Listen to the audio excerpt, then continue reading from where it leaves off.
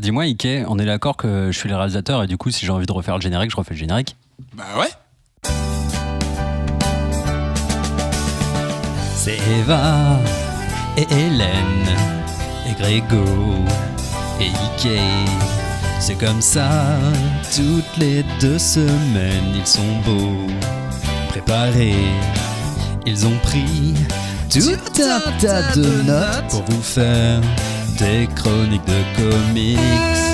Contre les gars, est-ce que vous avez une idée pour faire l'introduction du podcast?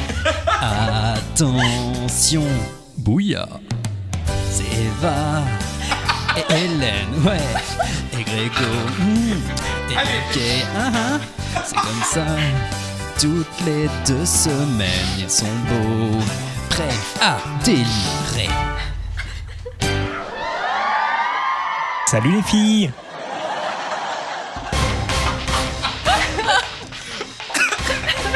C'est maintenant là.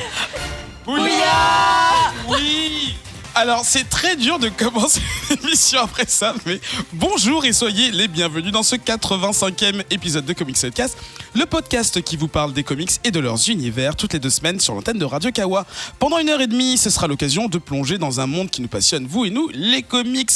Que de rumeurs ces dernières semaines, hein. Vous avez certainement entendu les X-Men et les 4 Fantastiques dans le Marvel Cinematic Universe, une chose qui paraissait impossible avant que Spider-Man ne rejoigne les Avengers l'année dernière dans Civil War. Alors, on aimerait que ça soit vrai, mais en attendant que ce soit confirmé, je me suis dit, est-ce qu'il n'y a pas mieux à faire ? À notre échelle en tout cas. Imaginez le ZQSD-verse et le Riviera Ferraille-verse qui fusionneraient avec nous. On parlerait des meilleurs lieux du Sud où pratiquer l'échange de comics, pardon. Le tout avec des interviews de développeurs de jeux vidéo bourrés. Enfin, ouais. Mais bon, pour parler de choses réalisables, on va fusionner le temps d'une émission avec le dernier Barali. On en parle tout à l'heure. Mais d'abord, je suis Eric, votre animateur, et pour enregistrer tous mes monologues et faire des blagues musicales aussi pointues, il y a Adrien. Comment ça va ? Ça va très bien. Merci pour cette intro. Heureusement que tu ne m'as pas présenté avant, parce que je pense que j'aurais dit non. Non, c'était trop énorme, c'est trop énorme. Et l'équipe d'aujourd'hui est composée de 3 chroniqueurs. Vous les avez reconnus dans le générique. Il y a Nivrae. Salut. Comment ça va ? Ça va super bien. T'as des trucs que tu lis en ce moment Ouais, j'ai lu un truc trop pourri que personne ne doit lire. J'ai lu la BD de la youtubeuse Emma Cake Cup. Et faut pas le lire. Alors, j'ai découvert 2 mots, Emma Cake Cup et YouTube. C'est ça. Et ben, ça ne va pas ensemble dans une BD. Alors, si vous la connaissez, ne commencez pas cette série. C'est ça. Voilà. Je pense qu'il n'y en aura qu'une. Ah ouais, c'est peut-être la salle de trop. Il y a ici Grégo avec nous. Oui. Comment ça va ? Pourquoi tu parles avec une voix de vieux ? Parce que je suis mal installé sur ma chaise. Attends, je me remets bien. Voilà. Là c'est bien. Oui. Comment ça va ? Ça va très bien. Ça va bien en Normandie ? Il fait aussi moche. Ça va et très froid très que chez bien nous. en Normandie. Il pleut beaucoup. On est bien. On sort dehors. C'est Voilà, super. on reste dans les clichés, tout ça. T'as des trucs que tu choisis, que tu lis en ce moment ? En ce moment, je continue d'aller fouiller un peu les recoins plus ou moins légaux du net à la recherche de vieux titres. Et j'ai commencé la semaine dernière, JLA versus Avengers ou je sais plus quoi, qui était sorti en 2003. Ah, ça me fait penser à un truc que Daniel avait recommandé il y a longtemps. Peut-être, c'est assez marrant. J'ai pas encore fini, mais c'est assez marrant. Et on va dire bonjour à Eva. Bonjour. Comment ça va ? Bonsoir. Bonsoir. Ou bonjour, ça dépend à quelle heure vous Comme écoutez. tu veux. Comment ça va ? Ça va bien. Toi, pareil, des trucs que tu lis en ce moment ? Oui, je viens de lire la dernière issue de Captain America. Post-Secret Empire, tout ça. D'accord, donc Voilà. le retour à la normale entre guillemets.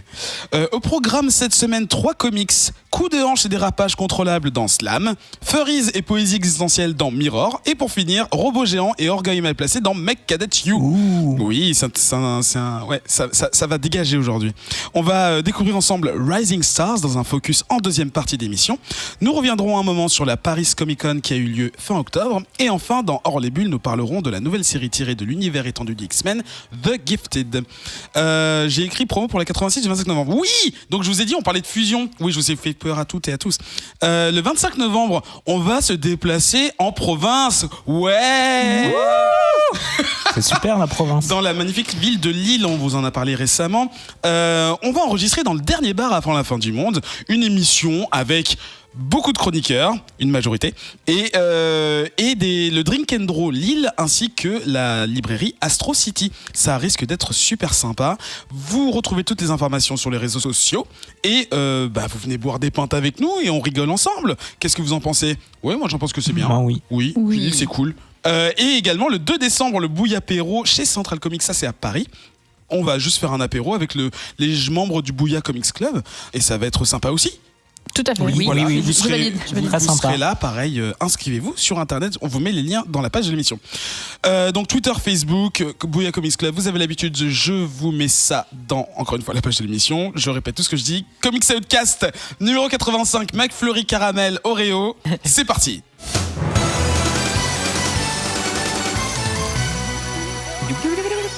Qui ne sont pas des sponsors. Faut préciser maintenant. Ce serait quand même cool que Non, je rigole. On commence avec les revues. 3 comics sélectionnés par les chroniqueurs présents ce soir. Et on en discute ensemble autour du micro pour dire ce qu'on a pensé de ces lectures. Sauf que, comme les 2 dernières émissions, on a décidé de mélanger un petit peu tout. Les personnes qui ont proposé les comics ne seront pas celles qui les présenteront en premier. Et pour ouvrir le bal, ce sera Slam. Et c'est Grégo qui va nous en parler. Slam, c'est donc un comics qui est paru chez Boom Studios. C'est écrit par Pamela Ribbon et illustré par Veronica Fish. Je suis sûr que ce sont des pseudonymes. J'espère pour elle. C'est sorti en octobre 2016 et nous avons donc lu les 3 premiers épisodes. Qu'est-ce que tu en as pensé ? Alors, Est-ce que tu peux présenter un peu le pitch aussi ? bien sûr, on va présenter un peu le pitch. Déjà, première page, très intéressant. Une auteure/autrice, enfin point autrice. Alors, l'Académie française refuse les 2. Donc, Ok. Et une illustratrice, du coup, enfin une dessinatrice. Donc, et je crois que c'est aussi une coloriste. Et il y a un vieux mec qui vient traîner là, qui est venu faire le lettrage. Ils n'ont pas été squatte. capables de trouver une nana, c'est un peu dommage. Donc, ma curiosité est titillée. En plus, j'ai pas tout de suite compris de quoi parlait le comics à la couverture. donc pas du basketball. Ce n'est pas du basketball, mais une fois que j'ai lu les 2 premières pages, je me suis dit ah bah oui, ok, je comprends. Nous allons donc lire une histoire qui tourne autour du roller derby. Mais qu'est-ce que le roller derby ? Qu'est-ce que le roller derby, Eric ? Je t'invite à écouter le C'est cool, c'est quoi numéro X qui justement traite du sujet en 1h36 et que j'ai pu écouter en venant ici. Dédicace à Ben si tu nous écoutes. Voilà. Donc le roller derby qui est un sport qui nous vient des États-Unis depuis une quinzaine d'années et qui est fortement, je dirais, imprégné de culture féministe et inclusive, etc. Et voilà, et qui consiste à faire du roller sur un circuit avec beaucoup de contacts. Voilà, je pense que j'ai bien résumé. Le slam. Voilà. Et donc on va suivre 2 héroïnes qui vont chacune de leur côté se plonger et tomber complètement dans la passion du roller derby et qui vont autour de ça se forger une riche amitié qui sera un peu rapidement ou pas d'ailleurs remise en question puisqu'elles vont se retrouver dans 2 équipes séparées. Ah. Et du coup on va suivre un peu leurs aventures et leurs histoires d'amitié, de cœur, de sport aussi, une fois qu'elles sont séparées dans ces 2 équipes. Et j'ai envie de dire, voilà le pitch en fait, quoi. J'étais un peu inquiet de devoir quand même review cette série parce que je me suis dit, oui, ok, le pitch c'est ça finalement. Donc pendant 3 issues, on suit un peu cette histoire-là, ces 2 nanas. Et en lisant, je me disais, ok, mais de quoi ça parle, ok, donc on est vraiment dans leur histoire d'amitié. Et je me suis dit, ok, c'est bien, je le lis pour l'épisode de ce soir, mais est-ce que je le lirai autrement ? Et je me suis retrouvé à la fin de l'issue 3 sur un petit cliffhanger que je ne me rappelle plus exactement de quoi il s'agit, mais je me suis dit, oh, ça se lit tellement vite, allez, j'ai enchaîné avec le 4e. C'était pas forcément ce à quoi je m'attendais au début, mais c'était pas non plus déplaisant à lire. Voilà. D'accord. Et l'astuce rajoute un dessin, je sais pas si on peut déjà parler un petit peu du dessin aussi, mais oui, dis-nous ce que 2 camarades veulent intervenir. Un dessin finalement très pop, qui me rappelait un peu ce qu'on avait pu voir sur c'est iZombie, je crois. Ouais. Comment il s'appelait ce mec ? Allred. Michael Red. Ouais, c'est ça. C'est un peu dans le même genre et ça colle bien l'histoire. On est limite dans la publicité quand même pour le roller derby parce que c'est vrai que ça a l'air super en fait. Ça t'a donné envie d'enfiler. Ah ben ouais, je me suis dit c'est dommage. Est-ce que ça existe pour les hommes ça s'appelle le hockey. C'est très sympa quoi. C'est un peu différent. Et non mais c'est vrai qu'il y a tout l'univers du roller derby qui est décrit et c'est très vendeur en fait. Et du coup, en me renseignant un peu, en écoutant le C'est cool, c'est quoi là, apparemment, c'est vraiment quelque chose qui est propre à ce sport-là. Il y a un vrai état d'esprit de camaraderie, d'entraide, etc. Et de bienveillance. Et ouais, ça a l'air très cool. Donc ouais, l'histoire se lit bien et c'est pas mal. Eva, toi, ton point de vue, ton approche de ce comics? Alors j'ai fait comme Grégo, j'ai lu les 4 issues parce que c'est une petite série en 4 et que du coup on a quand même envie d'avoir la fin, surtout que chaque issue se lit à peu près en 2 minutes. Donc, donc ça m'a pas pris beaucoup de temps de lire la 4e. Et j'ai trouvé que c'était un peu trop bisounours par rapport à la réalité du roller derby. Qui est quand même un sport assez trash, assez violent. Et là, c'est vraiment... ça tourne autour de ma BFF. C'est très série ado, voire même plus jeune qu'ado. Et les 2 protagonistes ont 24-25 ans, je crois. Et on a l'impression qu'elles en ont 15, en fait, dans leur manière d'agir. Et c'est assez déstabilisant. Et ça va pas, effectivement, avec le sport qui est représenté, je trouve, en tout cas. J'en ai jamais fait, mais de l'image que j'en ai. Et ça m'a fait penser à des séries franco-belges du style Les Sisters ou un truc un peu comme ça. Je crois qu'il y a un mot-clé que beaucoup de personnes attendent. Les blondes. Non, je ne serais pas allée jusque-là, mais... Il y a quand même certaines pages. Mais c'est pas moi. J'ai pas lu, donc je sais pas. Troll dans le guide. Et pour le dessin, c'est basique. Il y a pas de décor, il y a pas de détails. Il y a ces 2 nanas qu'on suit et qui changent d'allure selon les pages. Faut le dire. Hein, elles ont des physiques assez différentes d'une case à l'autre. J'ai pas fait gaffe, tu vois. Parfois, surtout sur la brune, la très très forte là. Ah peut-être, oui c'est vrai. Voilà, donc il y a un gros problème avec Taxi, le personnage de Taxi, il faut le relever. Si vous lisez ce comics, Taxi a un gros problème, on dirait qu'elle a un masque collé sur le visage en permanence. C'est très flippant. Et toi, Nivray, ton approche, parce que du coup, c'est, si je me trompe pas, c'est ton choix. Ouais, c'est mon choix. En fait, j'ai découvert le roller derby il y a pas si longtemps. Il y a eu le film Bliss qui était sorti et j'ai eu l'occasion d'aller voir un match de derby en vrai. Genre, ici à Paris ? Genre vraiment à Paris, ouais. D'accord. Enfin, à Paris, en banlieue, mais ça... ça compte pas. Et du coup, quand j'ai regardé un peu ce que faisait Boom Studio, parce que je me suis dit, on en parle rarement, en fait, je suis tombée, j'ai vu la couverture, mais en fait, j'ai vu la couverture de la suite de Slam, qui s'appelle Slam The Next Jam, qui est en fait la suite directe de Slam. Et du coup, au début, je voulais chroniquer ça, je me suis rendu compte que c'était une suite. Et du coup, j'ai suggéré qu'on chronique, en fait, le début. Et je savais pas vraiment à quoi m'attendre, quoi. Je savais pas si c'était drôle, si c'était bien respectueux du derby ni quoi que ce soit. Et j'étais un peu surprise par le côté bisounours, comme le disait Eva, c'est un peu doux. Après, en fait, en me renseignant sur l'auteur, ça m'étonne un peu moins vu qu'elle a bossé pour Disney. Elle a bossé sur Moana en l'occurrence, Les Mondes de Ralph 2 qui va bientôt sortir, donc ça explique peut-être un petit peu le côté Disney tout doux. Tu parles des films ? Oui. D'accord, pas d'adaptation comics. Non, elle est scénariste en fait pour Disney. Okay. Elle a aussi fait une issue de Rick and Morty. Oui. C'est grand écart quand même. Elle est un peu entre les deux. Du coup, c'est vrai que là tu te retrouves avec une série comics qui va te parler d'un sport un peu violent, très très féminin. Ouais. Donc tu retrouves un peu de violence quand même. On va pas dire les filles elles se caressent pas, hein. Elles se mettent quand même sur la gueule tranquillement sur le track. Mm-hmm. Mais c'est vrai que c'est pas aussi violent que ce que j'ai pu voir en réel. Et pourtant on est en France, il paraît que les Américaines sont encore plus violentes. Et dans ce que j'avais vu en direct.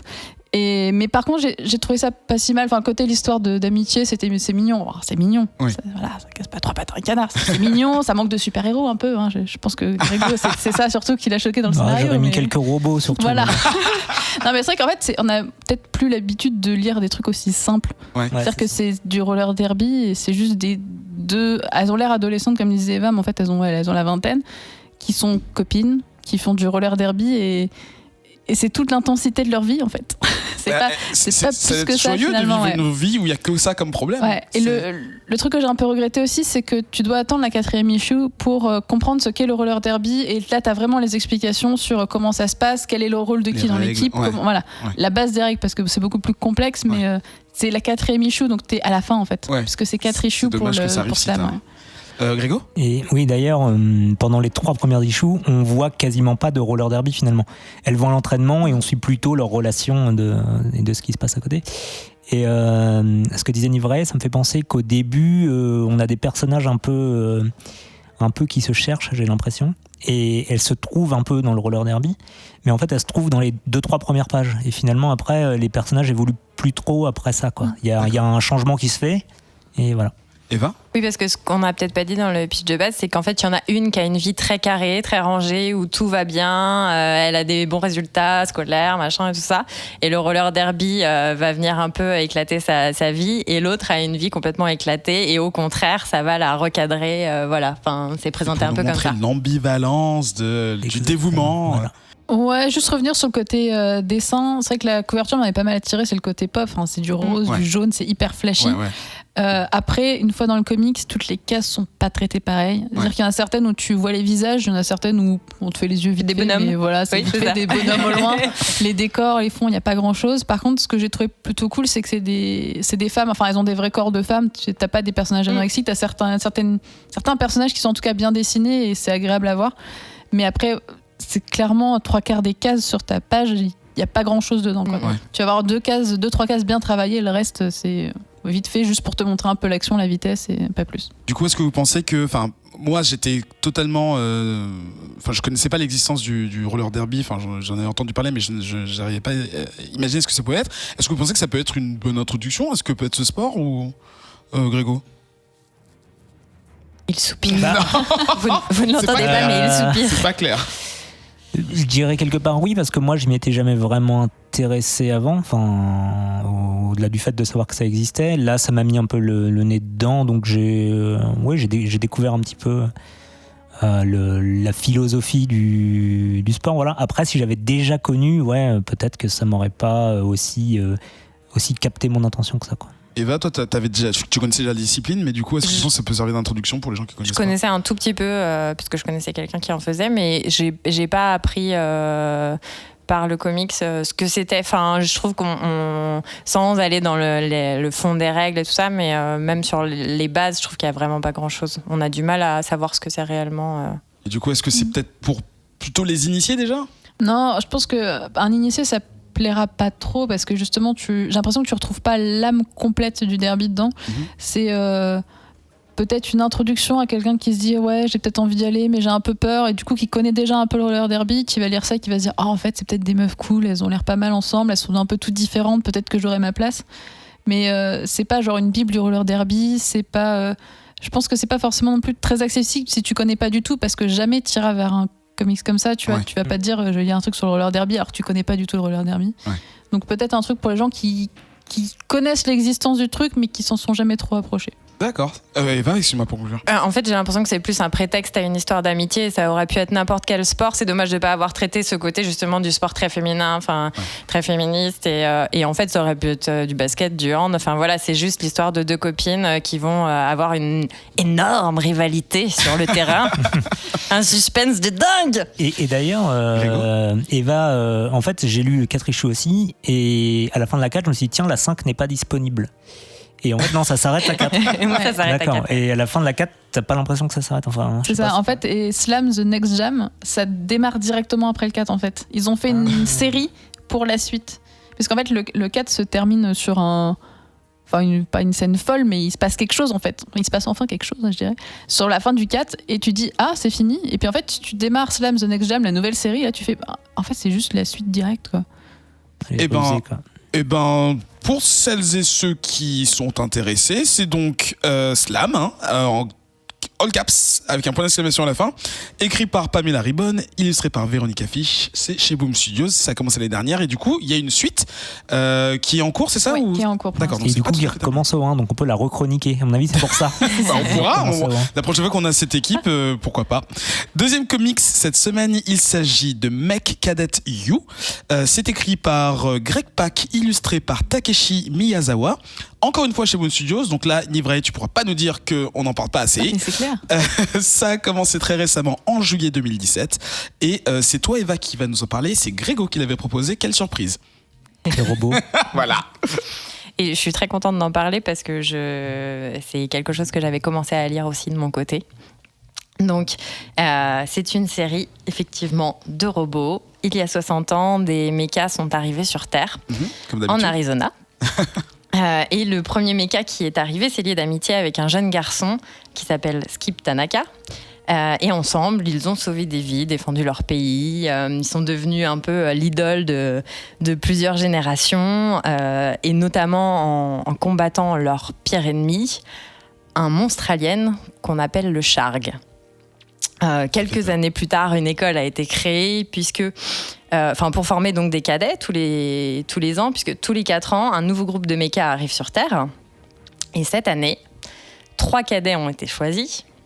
Alors, vous avez Sanchez, Olivetti et Park, aka la fille du commandant, ont été choisis donc pour se lier avec les 3 mechas censés arriver sur Terre. Sauf que problème, seulement 2 mechas arrivent. Et les 2 mechas choisissent spontanément Sanchez et Olivetti. Donc là, je vous laisse imaginer la gueule de Park, la fille du commandant et la gueule du commandant. Hein. Ouais.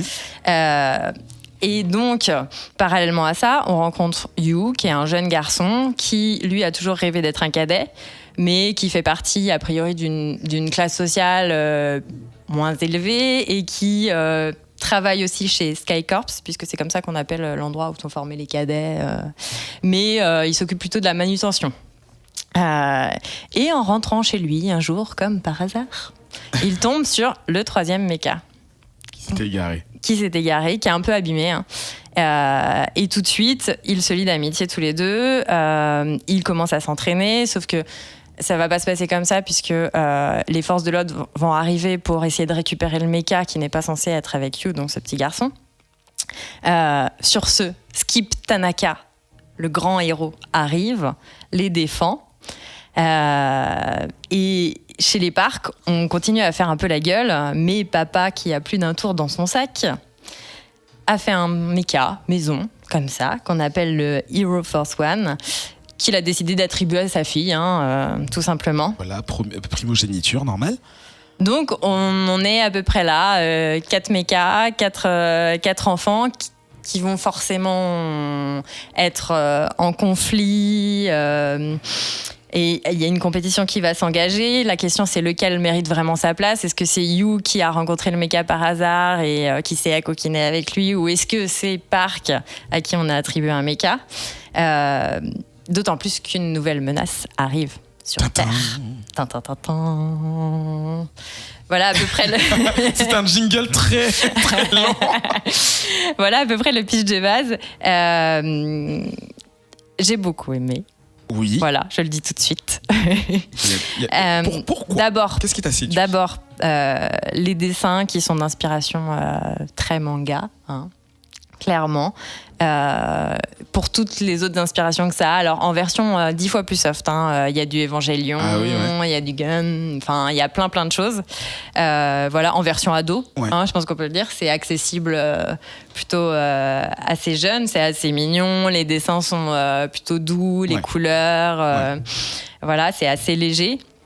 Et en même temps, ça fonctionne bien, c'est très touchant. Le design des mechas, il est mignon. Enfin, j'ai pas d'autres mots. Ils ont des super têtes. Si je peux me permettre, j'ai l'impression qu'ils ressemblent aux premières versions de Iron Man, très très simplistes, avec des yeux très ronds et des courbes partout. Un peu rétro, quoi. Oui, voilà, un peu. Voilà, oui. c'est ça. C'est le même masque, la même tête, effectivement. Et donc, ça fonctionne très bien. Et après, ça aborde plein de thèmes de manière assez simple, mais c'est touchant. C'est le racisme, effectivement, les classes sociales. Voilà. Et tout ça est accessible à tout le monde, je trouve, parce que ça peut plaire aux plus jeunes et en même temps, en tant qu'adulte, ça marche aussi. Voilà.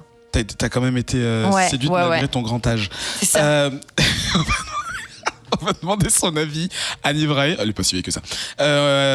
Toi, pareil, est-ce que tu as aussi trouvé le charme je me prends des doigts. Du charme dans ce comics? Alors oui, moi j'ai pas un problème de grand âge ni quoi que ce soit, mais vite fait quand même. Vite fait. Non mais en fait clairement quand j'ai commencé le comic, je me suis dit oh, tiens un truc de robot venant de Grégo au départ, on peut le dire. J'avais un peu peur, ouais, parce que à chaque fois, il dit toujours, il choisit sur la couverture, on sait pas trop ce que ça arrive derrière, et des fois, c'est pas terrible. Et en fait, dès les premières pages, j'ai trouvé ça super cool. Alors, la première chose qui m'a gênée, c'est que le héros est un gamin d'origine chinoise, si je me souviens bien, mais en fait, ça se voit pas physiquement. Et j'étais un peu bloquée là-dessus, j'étais pas sûre d'avoir bien compris au départ. Et après, on a du coup cet enfant qu'on suit et qui est vachement mignon, qui est vachement attachant. Et puis quand on le voit avoir son propre robot à lui, on est un peu jaloux, mais on trouve ça super cool parce qu'en même temps, c'est un peu un coup de poing dans la gueule de la gamine fille 2 derrière et qu'on est bien content. Ouais. Bien arrogante aussi. Voilà, c'est ça, bien arrogante. Non, mais elle mérite de pas avoir son robot. Et après, elle, quand on voit son robot à elle, on fait « Oh, c'est Évangélion, c'est génial. Elle a son truc à elle et il ressemble vraiment à un... » C'est très fuselé, très... Exactement, c'est vraiment ça. Et puis t'as cette espèce de combat entre les enfants, mais tu sens que, ils sont pas si mauvais que ça dans le fond. C'est le père derrière, le commandant qui pousse la gamine à être méchante et mauvaise. Et ils sont vachement attachants, et même la relation avec les robots, je les trouve super cool. Oui. Ce côté rétro, il y a vraiment un truc très sympa côté robot. Et c'est vrai que sur 3 issues, ça développe pas énormément de choses. À la fin de la 3e, il commence à y avoir il attaque les méchants. On voit qu'il va se passer quelque chose derrière. Pour l'instant, il me semble qu'il n'y en a pas eu plus que les 3. Non, c'est ça, ça vient. Voilà. C'est juste de sortir, je crois, le 3e. Ça me donne vachement envie de lire la suite parce qu'il y a ce mélange entre ce que je connais de la culture manga, des mechas et tout ça, qui est vachement cool. Ouais. Le côté un peu. Comics, quoi, clairement. Et ce mix des deux, ça me plaît bien. Donc, du coup, je pense que j'ai très envie de continuer. Et on va demander son avis à l'intéressé, donc la personne qui a choisi, qui apparemment, selon Ivrae, choisit que par couverture. C'est pas faux, on peut pas non plus lui retirer ça. Alors, je suis obligé de te poser la question, à quoi ressemble la couverture et est-ce que c'est ça qui t'a séduit? Et bien, je crois que sur la couverture, on voit le robot de Buddy, là, qui s'appelle, on voit le robot du gamin qui s'appelle Yu. Il a pas un Stanford, voilà, c'est ça. Son prénom c'est Stanford, je crois. C'est ça. Et du coup voilà, un robot avec un gamin, tout petit gamin à côté. J'ai dit ok, je vais prendre ça. On dirait moi. Je l'avais acheté il y a quelques semaines déjà. Je me l'étais mis de côté. Je l'avais rapidement feuilleté un petit peu pour voir pour m'en faire déjà une première idée. Et en le feuilletant comme ça, je me suis dit oui bon, ça a l'air sympa. Bon, je lirai quoi. Et en fait, c'est vrai qu'à lire, c'est assez cool en fait. Ouais. Ça prend ses sources d'inspiration. Enfin, sources d'inspiration, c'est quasiment un thème déjà existant. On a du Pacific Rim, etc. Surtout avec les Shargs là. Et en fait, l'histoire marche super bien là, avec ce gamin qui est gentil, cette gamine qui est une véritable saloperie. Petite peste. Voilà. Et voilà, mes 2 camarades ont parfaitement résumé, je pense, l'histoire. Je suis assez d'accord avec elle. Et je pensais qu'il y avait l'issue 4 de sortie, en fait, moi. Non, il me semble que c'était genre une semaine avant qu'on enregistre que le 3e est sorti. Donc ça va être fin novembre. Je pensais qu'on avait un de plus. Mais c'est juste par manque de temps que je voulais enchaîner tout de suite sur la 4. Et je me suis dit, il faut que je prépare les autres trucs quand même. Mais du coup, je vais attendre la suite aussi avec impatience. Et ça sera dans ma reading list, quoi. Si je peux me permettre, c'est un truc que je recommanderais à la fois aux garçons et aux filles, d'un âge inférieur à 18 ans. Parce que l'anglais dedans il est pas super dur et j'espère que ça traduit en français parce que je trouve que le message est vraiment très positif et très inclusif justement, garçons, filles, plein de générations différentes, c'est épatant. Je trouve que c'est un bon travail qui résume plein de trucs, mais c'est mon avis. Et oui, pour ajouter aussi, je suis assez curieux de voir ce que la suite va donner quand même, parce que j'ai l'impression qu'on va peut-être partir sur quelque chose d'un peu moins gentillé, je sais pas. Effectivement, les monstres ont l'air vraiment badass. Parce que c'est vrai que tout est mignon, mais les monstres sont vraiment dégueux. Et puis il y a, en fait, dans l'histoire, comme il y a une fournée de cadets tous les 4 ans, il y a déjà plusieurs couples robots cadets. Ouais. Et tu sens que c'est pas si facile que ça une fois au charbon, en fait. Donc, surtout que personne se demande d'où viennent les robots, mais Ça sera peut-être exploré dans le dernier arc. C'est donc Mech Cadet You, illustré par Greg Pak.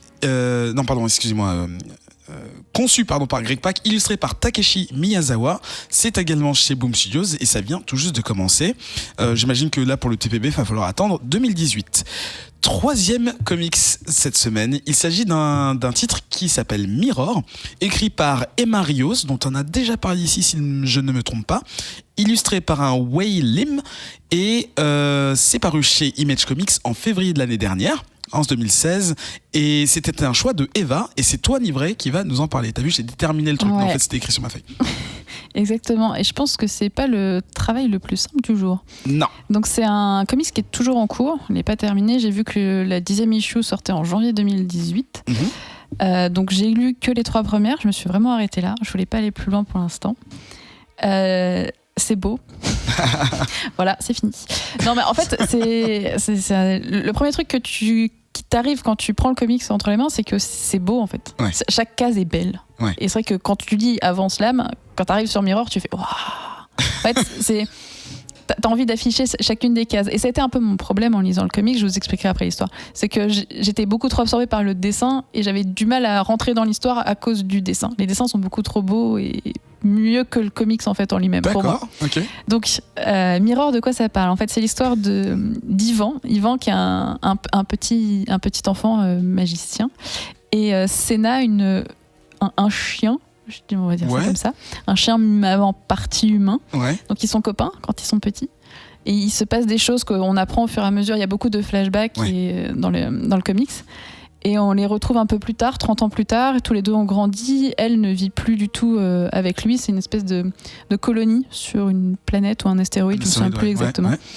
Et donc lui est devenu magicien. Il travaille pour une espèce de lord, je ne sais plus. La hiérarchie la hiérarchie n'est pas très claire pour l'instant, en tout cas dans la 3e issue. Il a un super copain qui est un rat qui lui parle. Ouais. Et il y a un laboratoire où ils étudient des animaux qui parlent aussi, dont un ours qui s'appelle Lesnik et qui est un gardien. Donc il y a beaucoup d'informations dans les premiers comics. On fait le lien au fur et à mesure. Voilà, donc on est dans un monde fantastique avec des magiciens, avec des animaux qui ont été plus ou moins modifiés par les humains qui arrivent à s'exprimer, avec un espèce de conflit entre ces animaux et ces êtres humains. Donc d'une partie le conflit est donc t'as les humains, de l'autre côté tu as Senna en fait, la chienne qui était l'amie du magicien quand ils étaient petits, qui fait la confrontation, qui est un peu la rebelle de l'autre côté. Et dans les 3 premières issues, on est vraiment en surface du sujet. On n'apprend pas énormément de choses. J'ai trouvé qu'on plongeait pas assez, j'étais un peu perdue du coup. Et c'est vrai que m'arrêtant beaucoup sur les cases, sur les dessins, des fois j'étais là, attends, je reviens en arrière, je crois que j'ai pas suivi du tout en fait, je me suis perdue dans le dessin. Et ça a vraiment été mon problème. Le dessin est vraiment beaucoup trop beau pour que j'accroche à l'histoire. C'est dommage. C'est un reproche que si j'étais illustrateur, j'adorerais entendre. Ouais, mais c'est vraiment très compliqué. T'as une timeline, ils essayent dans les tomes de te mettre une timeline pour t'expliquer un peu l'ordre des événements. Ouais. Donc c'est que eux aussi, je pense qu'ils se rendent compte que c'est un peu complexe à suivre. Et là, c'est vrai que sur 3 issues, t'es un petit peu perdu. Tu sens que t'as plein de bribes d'informations. Tu vas dans un sens, tu vas dans l'autre. T'as du mal à savoir exactement où est-ce que ça c'était, et puis après tu fais attends, alors ça c'était l'événement, mais là elle a tel âge, la fille chien elle a l'air un peu plus vieille, donc ça c'est après, ça c'est. C'est vrai qu'il y a des moments où tu tournes la page et si t'as raté la mention c'était à cette époque, et ben en fait c'est difficile, il faut 4 pages pour aussi mince c'est dans le passé. Exactement, j'ai été un peu perdue, donc ce que je me suis dit c'est que je vais attendre que ça sorte entier, et je pense que je me l'achèterai en papier complet pour avoir l'œuvre avec moi, et je le relirai une fois que ça sera complet en fait, parce que là pour moi en 3 issues c'est hyper complexe de tout mettre droit dans ma tête, et je me dis si je dois attendre pour lire la 4, en fait j'aurais déjà oublié tout ce qui s'est passé avant et j'y arriverai pas. C'est un peu trop intense. Peut-être et je préfère tout lire d'un coup quand c'est un peu complexe comme ça. D'accord. Grégo, pareil, ta première approche quand tu as vu ce titre, est-ce que tu as mis 5 minutes à passer la première page aussi? C'est vrai que cette première page, elle a quelque chose de particulier. En fait, il y a un découpage que tu peux lire de plusieurs façons. En fait, c'est plusieurs cases elles-mêmes découpées en sous-cases et ces sous-cases forment en fait une sorte de séquence dans la lecture de la case. Et il y a plusieurs cases comme ça en fait. C'est assez difficile à expliquer, mais c'était assez chouette. Et c'est vrai que j'ai passé un peu de temps sur cette première page en me disant ah oui, ça c'est ce que Eva a proposé. Je reconnais bien là une proposition de Eva. Et moi, contrairement à Nivrae et je pense aussi à Eva, mon premier avis sur le dessin, en fait, j'ai trouvé le dessin très naïf. En fait, c'est un dessin très très simple. C'est un trait excessivement simple et on a l'impression de voir quelqu'un qui sait bien dessiner, mais qui se débrouille en dessin, mais voilà, qui sait pas. En fait, c'est pas des beaux dessins dans le sens artistiquement ou réalistement. Enfin, si artistiquement justement, c'est là que c'est finalement très beau, parce qu'en fait, au fur et à mesure que j'ai lu, je me suis dit ah oui, c'est vrai que ce dessin, derrière ce trait très naïf, il y a des couleurs qui viennent se superposer, il y a toute une composition, et on s'y fait, et au bout d'un moment on se dit ah oui, c'est quand même chouette quoi, c'est super beau, et il y a un côté très poétique en fait dans le travail de ce comics, qui va se retrouver aussi, je trouve, du coup dans l'histoire. D'ailleurs, je me pose la question, est-ce que c'est ça le fameux mirror? Je ne pense pas, mais ça pourrait être très bien, puisqu'en fait l'histoire c'est vrai qu'elle est assez décousue. C'est beaucoup de flashbacks et on a très peu d'éléments au début. Donc on doit déduire plein de choses et ça vient se renchérir au début. D'ailleurs, il y a 2 personnages que j'ai confondus entre les 2 flashbacks. Je pense que ça a dû vous le faire aussi. Cette chienne là, et son feu follet là, qui l'accompagne. Et à un moment d'ailleurs, il l'explique volontairement. Non, c'est pas les mêmes. Donc c'est peut-être aussi volontaire. L'éditeur a dit on sait pas qui c'est, tu peux nous mettre une bulle juste pour. Voilà, c'est ça. À la fin de la 3e issue, je crois, on t'explique un peu pourquoi est-ce que tu les confonds. Il y a une raison. Ouais, c'est ça. Et là tu dis ah oui, d'accord, ok, je suis nul. Et c'est pareil. Donc au début de l'histoire, donc c'est vrai que déjà on comprend pas. Même à la fin, on ne comprend pas trop où ils sont. Apparemment, c'est un astéroïde, comme disait Nivrae. Alors, ils ont des pouvoirs. Yvan, le héros, là, c'est le plus puissant mage, apparemment. D'ailleurs, il peut se faire... il fait plein de choses. Et toute l'expédition humaine, là, s'amuse à améliorer les animaux. Apparemment, c'est comme ça que je l'ai compris au départ. Et donc, ils prennent ce petit chiot, qui est en fait une petite... Comment on dit ? Chienne? Chiotte? Non, pas chiotte. Et du coup, d'un seul coup, ils en font une humaine. Et là, il y a quelques pages un peu awkward quand même, où tu te dis, oh là, ils sont amoureux ou pas? Parce que du coup, ça fait une petite ado du même âge que le héros, parce qu'au début, ils sont ados. À la fin, après, ils sont adultes, mais au début, ils sont ados. Et du coup, t'as quelques pages qui m'ont rappelé cette pub Orangina où t'as une girafe un peu bonne. Tu fais très dérangeant. Mais c'est c'est expliqué ça par contre après. Ah ouais? Cette partie. Et du coup, après, finalement, tu vois qu'ils ont un lien très fort. Donc, après, je pense pas que ce soit un lien amoureux. Et si ça se trouve, oui, pourquoi pas, après tout. Mais voilà, c'était une petite parenthèse sur le début. Et après, ça passe très vite, ce sentiment. Et c'est plutôt cool. Hein. J'ai vraiment bien aimé. Et je vais m'empresser de lire la suite aussi. Eva parlait de février hors antenne. Spoiler alerte. Voilà. C'est le grand gagnant des Bouillas d'or. Des prochains Bouillas d'or, voilà, c'est dit. Non, je sais pas, il va falloir m'enlever le micro parce que j'ai 15 000 trucs à dire. C'est parti. Pour moi, c'est un chef-d'œuvre. Je sais pas, je suis complètement dingue après avoir lu ce truc. En fait, moi, j'ai choisi Mirror d'abord parce que j'ai vu que c'était Emma Rios au scénario et que je suis amoureuse d'elle depuis Pretty Deadly. Et après, j'ai vu les dessins de Wei Lim et là, j'étais amoureuse de Wei Lim aussi. Et en fait, je pense qu'il faut partir du principe et accepter que quand tu démarres le comics, tu ne sais rien du tout et que tu vas apprendre des choses mais qui te feront pas forcément comprendre l'histoire tout de suite. Il faut complètement lâcher prise là-dessus en fait, parce que sinon tu peux pas apprécier l'histoire. Pas se poser des questions toutes les 20 secondes. C'est ça, exactement. On introduit quelque chose. Faut accepter que si tu le comprends pas tout de suite, le truc que tu cherches à savoir, tu le sauras plus tard de toute façon. Il y a un moment où ça viendra en fait. Et je pense qu'il faut vraiment partir de ce principe-là quand tu commences à le lire.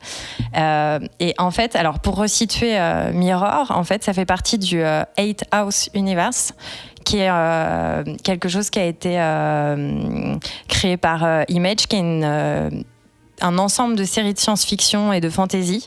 Chaque histoire était complète, mais certaines partageaient des éléments entre elles. On retrouvait des choses, mais elles pouvaient toutes se lire indépendamment. Il y a eu 4 histoires comme ça, et tous les premiers chapitres de ces histoires ont été publiés à la suite. Et ensuite, il a fallu attendre longtemps pour avoir la fin des histoires. Oh là là, c'est horrible ça. C'est une espèce d'anthologie, mais attendez pour voir si la 3e histoire n'aura pas une suite. Alors, en fait, ils ont voulu vraiment partir du principe que s'il y avait des choses qui se retrouvaient dans certaines séries, eh ben, il fallait mieux d'abord comparer tous ces premiers épisodes avant d'arriver à la suite. Donc, ça a pris un peu de temps. Et c'est pour ça que Mirror, donc là, c'est la 8e issue, mais ça fait plus d'un an que c'est en route, puisque ça a commencé en février l'année dernière. D'accord. Donc voilà, pour resituer un petit peu. C'est un vrai projet long. Ouais, d'accord. Et donc c'est encore en cours, mais maintenant c'est en cours indépendamment du 8 House Universe. En fait, ça a continué après. D'accord.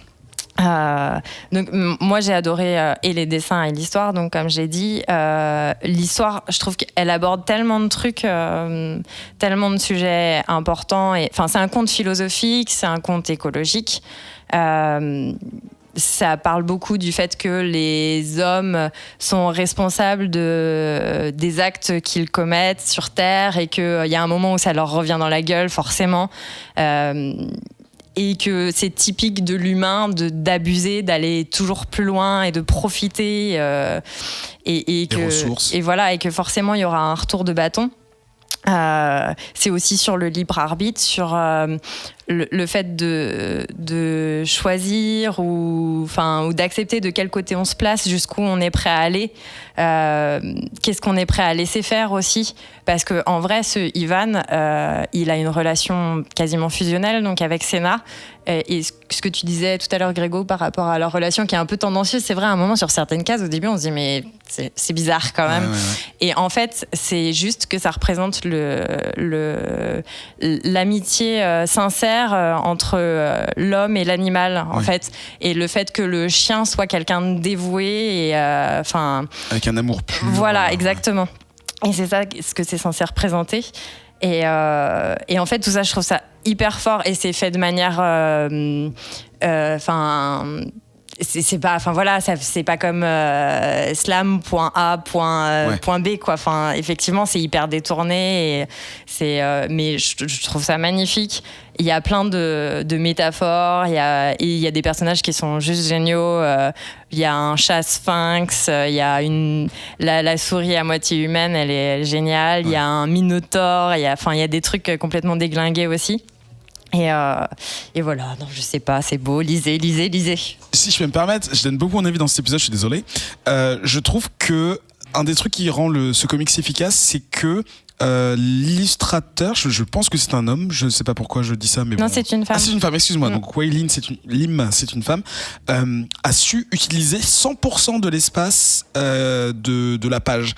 C'est-à-dire que j'ai vu énormément d'astuces. Enfin, je m'y connais pas bien en illustration, mais là j'ai vu des trucs, c'était vraiment de la triche, mais de la triche extrêmement maligne, de mélange de vapeur, de fumée, dans lesquelles en fait c'est je sais plus comment on appelle ça, les espaces vides ou je sais pas quoi là. Bon bref, je sais pas, mais en gros, il y a aucun. Enfin, quand vous voyez de la fumée, en fait, la fumée va être remplie d'une autre image qui, en opposition à l'autre image colorée, va donner aussi un sens.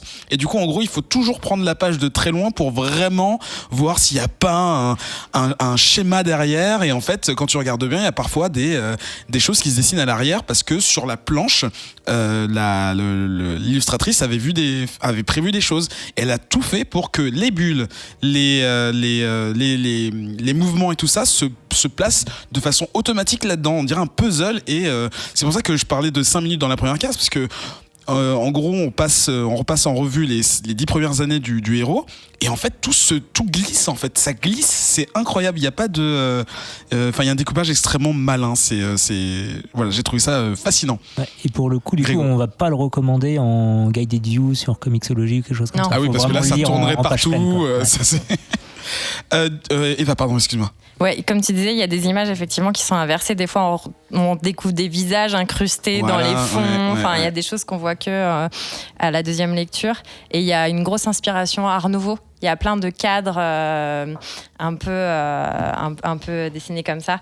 Et aussi, le petit truc en plus, c'est que donc c'est Waylin qui dessine et Marios qui est au scénario. Mais à chaque fin d'issue, il y a 2-3 pages où c'est inversé, où c'est Wei Lim qui est au scénario et c'est Emma Rios qui est au dessin.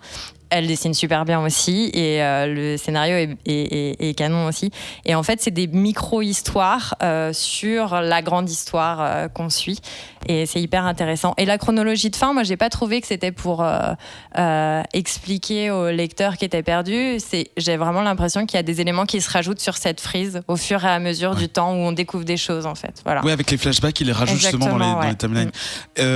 Ça a l'air d'être un truc vraiment bien planifié. Et j'ai hâte de continuer, en fait. J'ai dû m'arrêter à cause du reste, mais donc il y a 8 numéros qui sont sortis à ce jour et j'espère que ça va continuer. Grégo. Du coup, moi, j'ai acheté le tome 1 qui doit être les 4 ou 5 premiers numéros. C'est The Mountain. Et j'ai pas les petites histoires de fin alors que tu l'écris là. Ouais.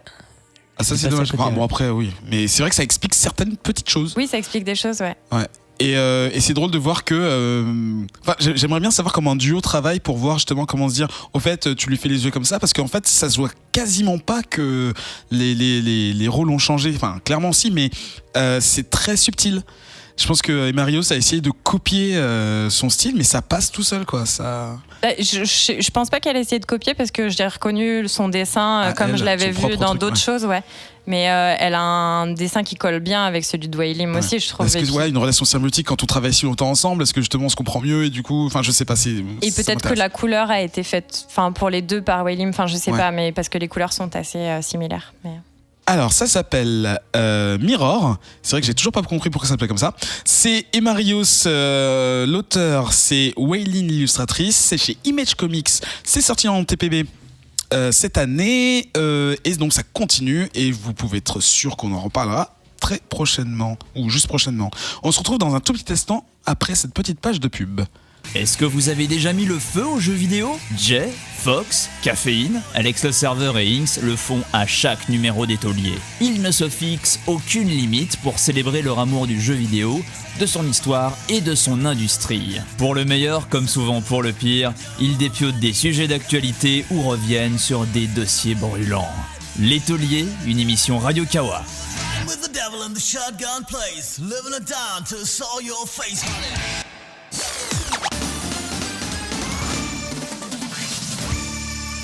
De retour dans ce 85e numéro de Comics Outcast, toujours avec les chroniqueurs et le réalisateur dont j'ai oublié le nom de tous, donc voilà, ils sont là, c'est tout ce qui compte. Je rigole. On va revenir sur un instant sur la PCC, je sais pas si on la surnomme comme ça, la Paris Comic Con. La CCP. La CCP, Comic Con Paris. C'est pas très français tout ça. Qui, en même temps, pas, oui, il y en a où il y a qu'une qui marche. Qui a eu lieu donc fin octobre. On n'y est pas tous allés dans l'équipe, hein, mais Niv ici. Et du coup, est-ce que tu peux nous partager un tout petit peu l'expérience que tu as pu vivre là-bas ? Qu'est-ce que tu as vu ? Qu'est-ce qu'on peut y voir ? Alors, je vais surtout vous parler de la partie comics. Ouais. Parce qu'en fait, la Comic Con Paris, c'est le festival de la pop culture. D'accord. Et pas que des Funko Pop, même si c'est en grosse partie ça. Donc tu commences par la fin de ma question. Mais... Voilà. Non, faut imaginer, donc c'est 23 € la journée pour y aller. Ça se passe à la grande halle de la Villette. Donc D'accord. c'est quand même assez cher. Quand tu y vas la première fois, t'as l'impression de tomber sur une boutique géante. C'est énormément de boutiques de goodies, de boutiques de t-shirts, de Funko Pop, d'armes qui viennent de films. Enfin, il y a beaucoup de choses. Répliques. Et on est vraiment dans la pop culture. Et c'est pas que comics. Ouais. C'est-à-dire que là, cette année, c'était beaucoup de Netflix avec Stranger Things, puisqu'ils diffusaient en avant-première les épisodes. Enfin, 2 heures avant. 2 heures avant, oui, parce que voilà. Voilà, c'est... C'est jamais. clair. C'est Pour jamais. 23 €, j'y vais. C'est beaucoup de choses aussi C'est 4 mois d'abonnement. inspirées des comics. On avait toute une partie jeux vidéo qui était liée à Justice League. On avait la présence d'acteurs, donc le très aimé Iron Fist qui était là. Et pourquoi ? Ainsi que Serida Swan des Inhumains, avec ses cheveux qui ne sont plus rasés, elle, bien d'accord, sûr. ok. Voilà, tu vois très bien de qui je parle. Mais ce qui est beaucoup plus intéressant, je trouve, c'est la partie Artist Alley qui est très peu mise en avant, qui se déroulait cette année encore à l'étage, donc vraiment détaché dans la halle. Donc la plupart des gens ne le voient pas. Ouais, d'accord. Et en fait, à cet étage, tu retrouves les artistes qui sont là, donc vraiment les gens qui dessinent les comics. D'accord. Il y avait aussi une petite expo Panini qui présentait leur couverture Made in France. Ils ont fait quelques comics qui ont été réédités avec les covers, donc tu pouvais toutes les voir. Et du coup, il y avait cet artiste allé. Donc, tu pouvais y croiser Stéphanie Hans, Ok. qui venait présenter ses couvertures. T'avais Joe Benitez qui était là pour Lady Mechanica, puisque le tome 4 sortait pendant la Comic-Con avec une couverture exclusive. Ok. Glénat fait les choses très très bien pendant la Comic-Con à Paris. T'avais Brian Michael Bendis qui était là. Ouais. Le dieu de Marvel en ce moment, c'est Voilà, ça? le dieu de Marvel, le temps qui reste à Marvel. Tu avais Tim Sale qui était là pour Batman. Tu avais Don Rosa, le papa de Picsou. Waouh! Et Ça, c'est ouf. voilà, c'était assez ouf.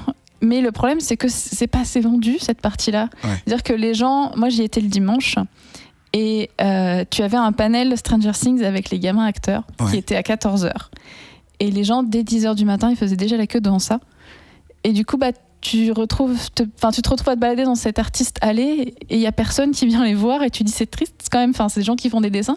Donc il y avait du monde pour Monsieur Picsou, ça il y a aucun souci. Mais à côté, tu vois Tim Sale qui est là en train de faire ses petits dessins dans son coin. Tu vois Stéphanie Hans qui est les bras croisés, attend sur son stand, il se passe rien et devant il y a tous ses dessins, tu vois. Enfin, je trouve ça assez incroyable et vraiment cette partie, la partie vraiment comics, qui est pour moi un peu le cœur de tout ça, est un peu délaissée. Et c'est le truc que je trouve un petit peu dommage dans le festival. J'aimerais bien, l'année prochaine, qu'ils voient plus grand en espace et qu'ils les remettent un petit peu plus en avant. Avec un peu de chance, Versailles sera fini, donc... Non mais sérieusement, parce que ça va être très grand, donc ça risque de... Ça.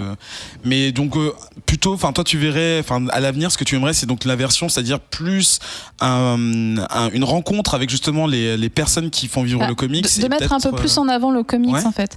Là c'est vrai que c'était beaucoup le côté série qui était mis en avant. T'avais Stranger Things, t'avais les Inhumains qui étaient là, t'avais Iron Fist. Donc c'est vrai que c'est cool tout ça, mais...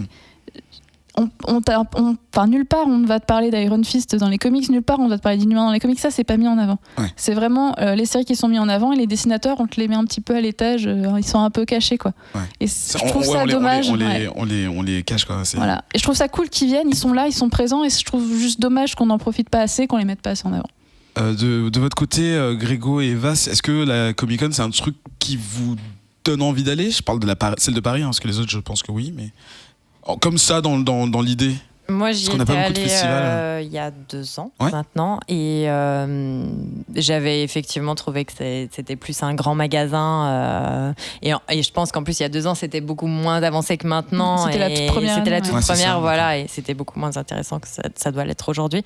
Et j'avais été très déçue et j'ai pas eu spécialement l'envie d'y retourner. Et toi, Grégo, en Normandie, vous avez un truc, la roue en commun. Non, mais est-ce que t'as envie de rencontrer plus d'auteurs? Je vais aller chercher mes amis normands, tu vas voir. Vous êtes nombreux, toi et tes vaches. Est-ce que c'est le genre de truc que t'as envie de faire, de rencontrer des auteurs en France qui ont envie de se déplacer, de rencontrer leurs fans? Alors, à titre personnel, moi, je cours pas après ce genre de rassemblement festival. C'est quoi le mot pour dire qu'on n'aime pas la foule? C'est pas agoraphobie. Non, agora, c'est pas les grands espaces. C'est avec les gens. C'est pareil. Avec des gens. Ah, des grands espaces remplis de gens, d'accord. Et ben voilà, j'ai la grand espace rempli de gens phobie. Enfin, je suis pas fan des attroupements comme ça. Pareil, les autographes, ça m'attire pas trop. Par contre, rencontrer des auteurs, oui, mais encore faut-il avoir quelque chose à leur dire et à leur apporter aussi. Enfin, je suis plus dans l'échange que dans la fascination voilà. Donc par nature c'est pas le genre de choses qui m'attire, d'autant plus après ce qu'on dit Nivray, où ça ressemble vraiment à une grosse campagne de pub pour des séries et qui ont pris la place un peu des comics du coup dans le genre de rassemblement quoi. Et quelle série. Bon, après voilà, on espère que ça nous plaira s'ils font une 4e édition et que voilà, parce que j'y suis jamais allé, donc vraiment moi j'ai vraiment zéro. C'est ça, faut qu'il continue à grandir en fait. C'est vrai que c'est 3 ans d'existence. Je pense que c'est un gros boulot derrière pour monter tout ça, que c'est peut-être pas toujours facile autour de la culture un peu pop de monter quelque chose, mais faut qu'il continue à grandir et il faut pas qu'ils oublient juste les origines de la Comic-Con qui est quand même le comics. D'accord. Par exemple, je connais pas du tout, c'est pareil, la Comic-Con, c'est à San Diego, la grosse Comic-Con. Hein. Je me rends pas compte de quelle différence il peut y avoir entre, par exemple, Paris et San Diego. Là-dessus, t'as une idée, toi, Nivray, ou... Bon, déjà, sur le principe, ils n'ont pas un acteur, ils ont le casting complet à chaque fois. Mais donc, la San Diego Comic-Con, c'est beaucoup de révélations. C'est là qu'on va te montrer tout ce qui est autour des séries. C'est vraiment beaucoup de show, en fait. On va te montrer les premières bandes annonces et tout ça. Et tu as une partie aussi comics, vraiment convention à l'américaine, en fait. C'est vraiment ça. Et c'est c'est des 15 fois plus grand. Enfin, ça n'a vraiment plus rien à voir. Donc en fait, tu trouves ton compte autant que série que comics parce que c'est 15 fois plus grand, parce qu'il y a énormément de choses à faire. Là, c'est vrai que tu es sur une version réduite qui est pendant 3 jours. Tu payes quand même 23 € et que tu te dis c'est dommage parce que derrière, on t'ouvre les portes d'un magasin et on te propose de faire la queue pendant 4 heures pour aller voir une conférence qui va durer 30 minutes. Tu pourras pas poser de questions. Enfin, t'as l'impression de payer pour quelque chose que c'est pas exactement ça que tu viens chercher. Eva ? Et je pense qu'effectivement, il y a peut-être des conférences qui sont intéressantes, mais auxquelles tout le monde n'a pas accès parce qu'il n'y a pas beaucoup de place, il y a pas, enfin voilà, c'est compliqué. Je pense d'aller voir. D'accord. Bon des choses peut-être à changer, mais c'est vrai que je suis curieux d'essayer par moi-même. Sans aucune transition, nous allons passer au focus consacré cette semaine à Rising Stars, un comics de Joe Michael Straczynski que j'arrive à prononcer correctement même après ce que j'ai vu. Et c'est toi, Nouveau Nivray, qui va nous lancer sur ce morceau. Exactement. Alors c'est une demande qui vient du Bouya Comics Club, qui est même arrivé bien avant. C'est quelques semaines, on en avait parlé au premier Bouya-Péro parisien, où un des auditeurs avait ramené vraiment les comics et me les avait mis sous le nez. Donc c'était bien imprimé dans ma tête. Et quand on a fait un sondage pour savoir quel focus faire et que le nom est remonté, je me suis dit ouais bon d'accord, ok, on va honorer. Faut qu'on le fasse. Ouais. Donc on va honorer. Et j'ai tout lu. Alors, il faut savoir que c'est 24 issues qui sont sortis chez Image Comics entre 99 et 2005. D'accord. Il y a eu une petite pause dans la publication. Et qui sont sortis en français chez Delcourt, en 3 tomes entre 2012 et 2013. D'accord. Donc, un peu plus tard. Un petit peu beaucoup plus tard. Et plus intensément. Donc, c'est 600 planches en tout. Wow. Donc, c'est pas mal. Donc, c'est assez conséquent. Les 3 tomes, donc c'est à peu près 200 planches par tome. Donc, ça fait pas mal de choses à lire. Donc l'auteur, c'est Joe Michael Straczynski. J'ai un peu plus de mal que toi. Si son nom vous dit rien, il faut savoir que c'est le papa de Babylon 5, la série. Il s'offre une belle première, un beau premier paragraphe d'introduction à son comics Rising Stars par Neil Gaiman, si je me trompe. Ça va.